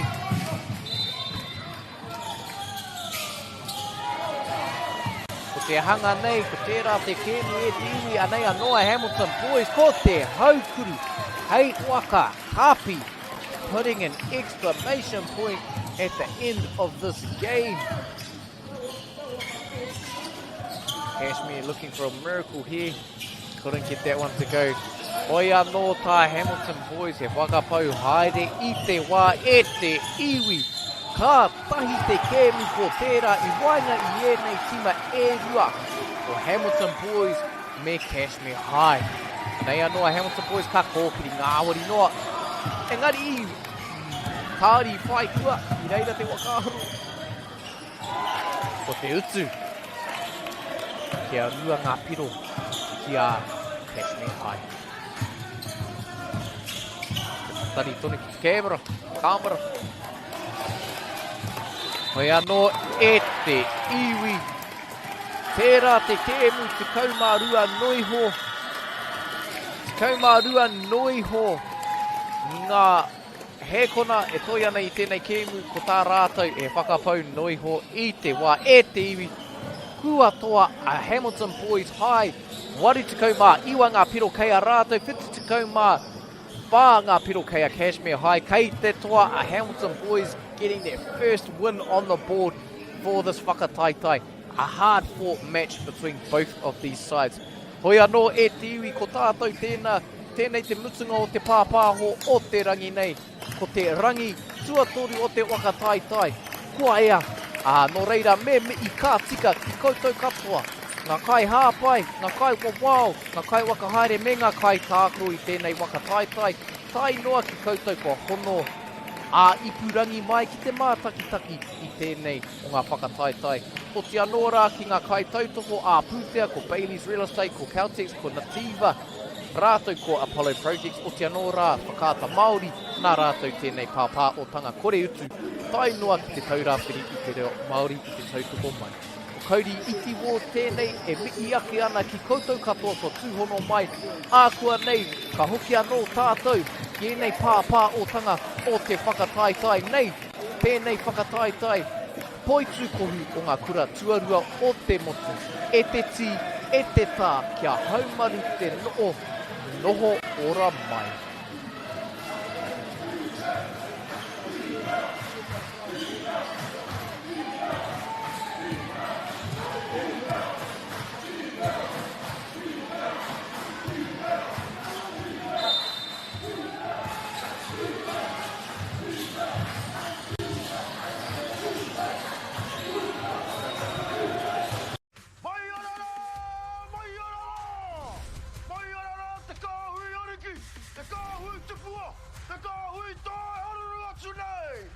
Ariki ki whakaata MAORI me MAORI Plus. Okay. Yes. Okay. Yeah. This isn't about long-distance calling, technology, or living overseas. Do I have one more bid? Thank you. We're going to go once. We're going twice. And we are sold to the Kiwi phone bidder from Manchester. It's about Bailey's finding buyers that others can't. Sport is about more than just the game. It's about going from teammates to best mates. It's the high fives and helping hands. It's learning when to back yourself or back your buddies. It's actually being excited to get out of bed early on a Saturday. Sport is about more than just the game. That's why Caltex is proud to help fuel school sports. We love seeing sport in young people's lives. We know it plays a huge impact in what they can do and the opportunities that they have. And funding is a real challenge. We know that a lot of schools face that ongoing, and the reality is if you go to a lower decile school in New Zealand, you are less likely to be able to afford to participate in sport. Obviously, having come through it myself with kids and being one of those kids myself who played sport, I know how much it defined who I was. When I was 12 years old, I made a rep team in soccer. And the guy, the manager, stood up and said, right, with fundraising, the tracksuits are only $20. And my mum looked at me and she started crying and she said, I can't afford it. And now being able to take that and go, I can't fix it all, but we can help and try and give to those people who are going through tough times. It's a real privilege, but you know, for us, we want to see others get involved in it. This is not a selfish thing for Apollo. This is about how can we get the bigger community, the bigger, whether it's construction or other businesses, to get involved in this. Look, there's so much need in the schools, and it goes beyond just sport. There's arts, there's culture, there's a lot of things that kids miss out on. And so to have businesses step up and want to be involved and to help is a game changer for schools. It really is. They're so grateful for it, they're so appreciative of it, and they do amazing things with it. So every dollar has a huge impact on helping these schools. It's why we get out of bed now. We now have staff who've joined us who say that's the reason why they joined Apollo. Because they know that when they come to it, they contribute to something that's just greater than our business. We worked out a little while ago that being part of the community was a part of who we were. And we sort of call it now, our sort of purpose is building communities. And that's just not the physical build.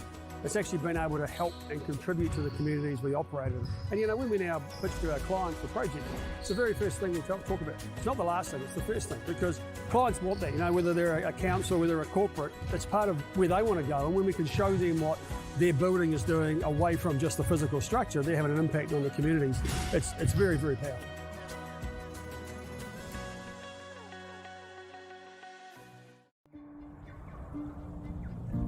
It's time for action. We are working to reduce the impacts of climate change, side by side, with nature, with each other, through research, investment, and practical innovation. Because nature is not a resource, it's a collaborator. Nativa, leading with nature. Girls are twice as likely to drop out of sport.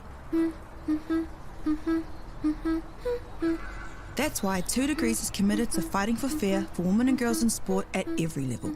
Get your Support Her merch and keep her in the game.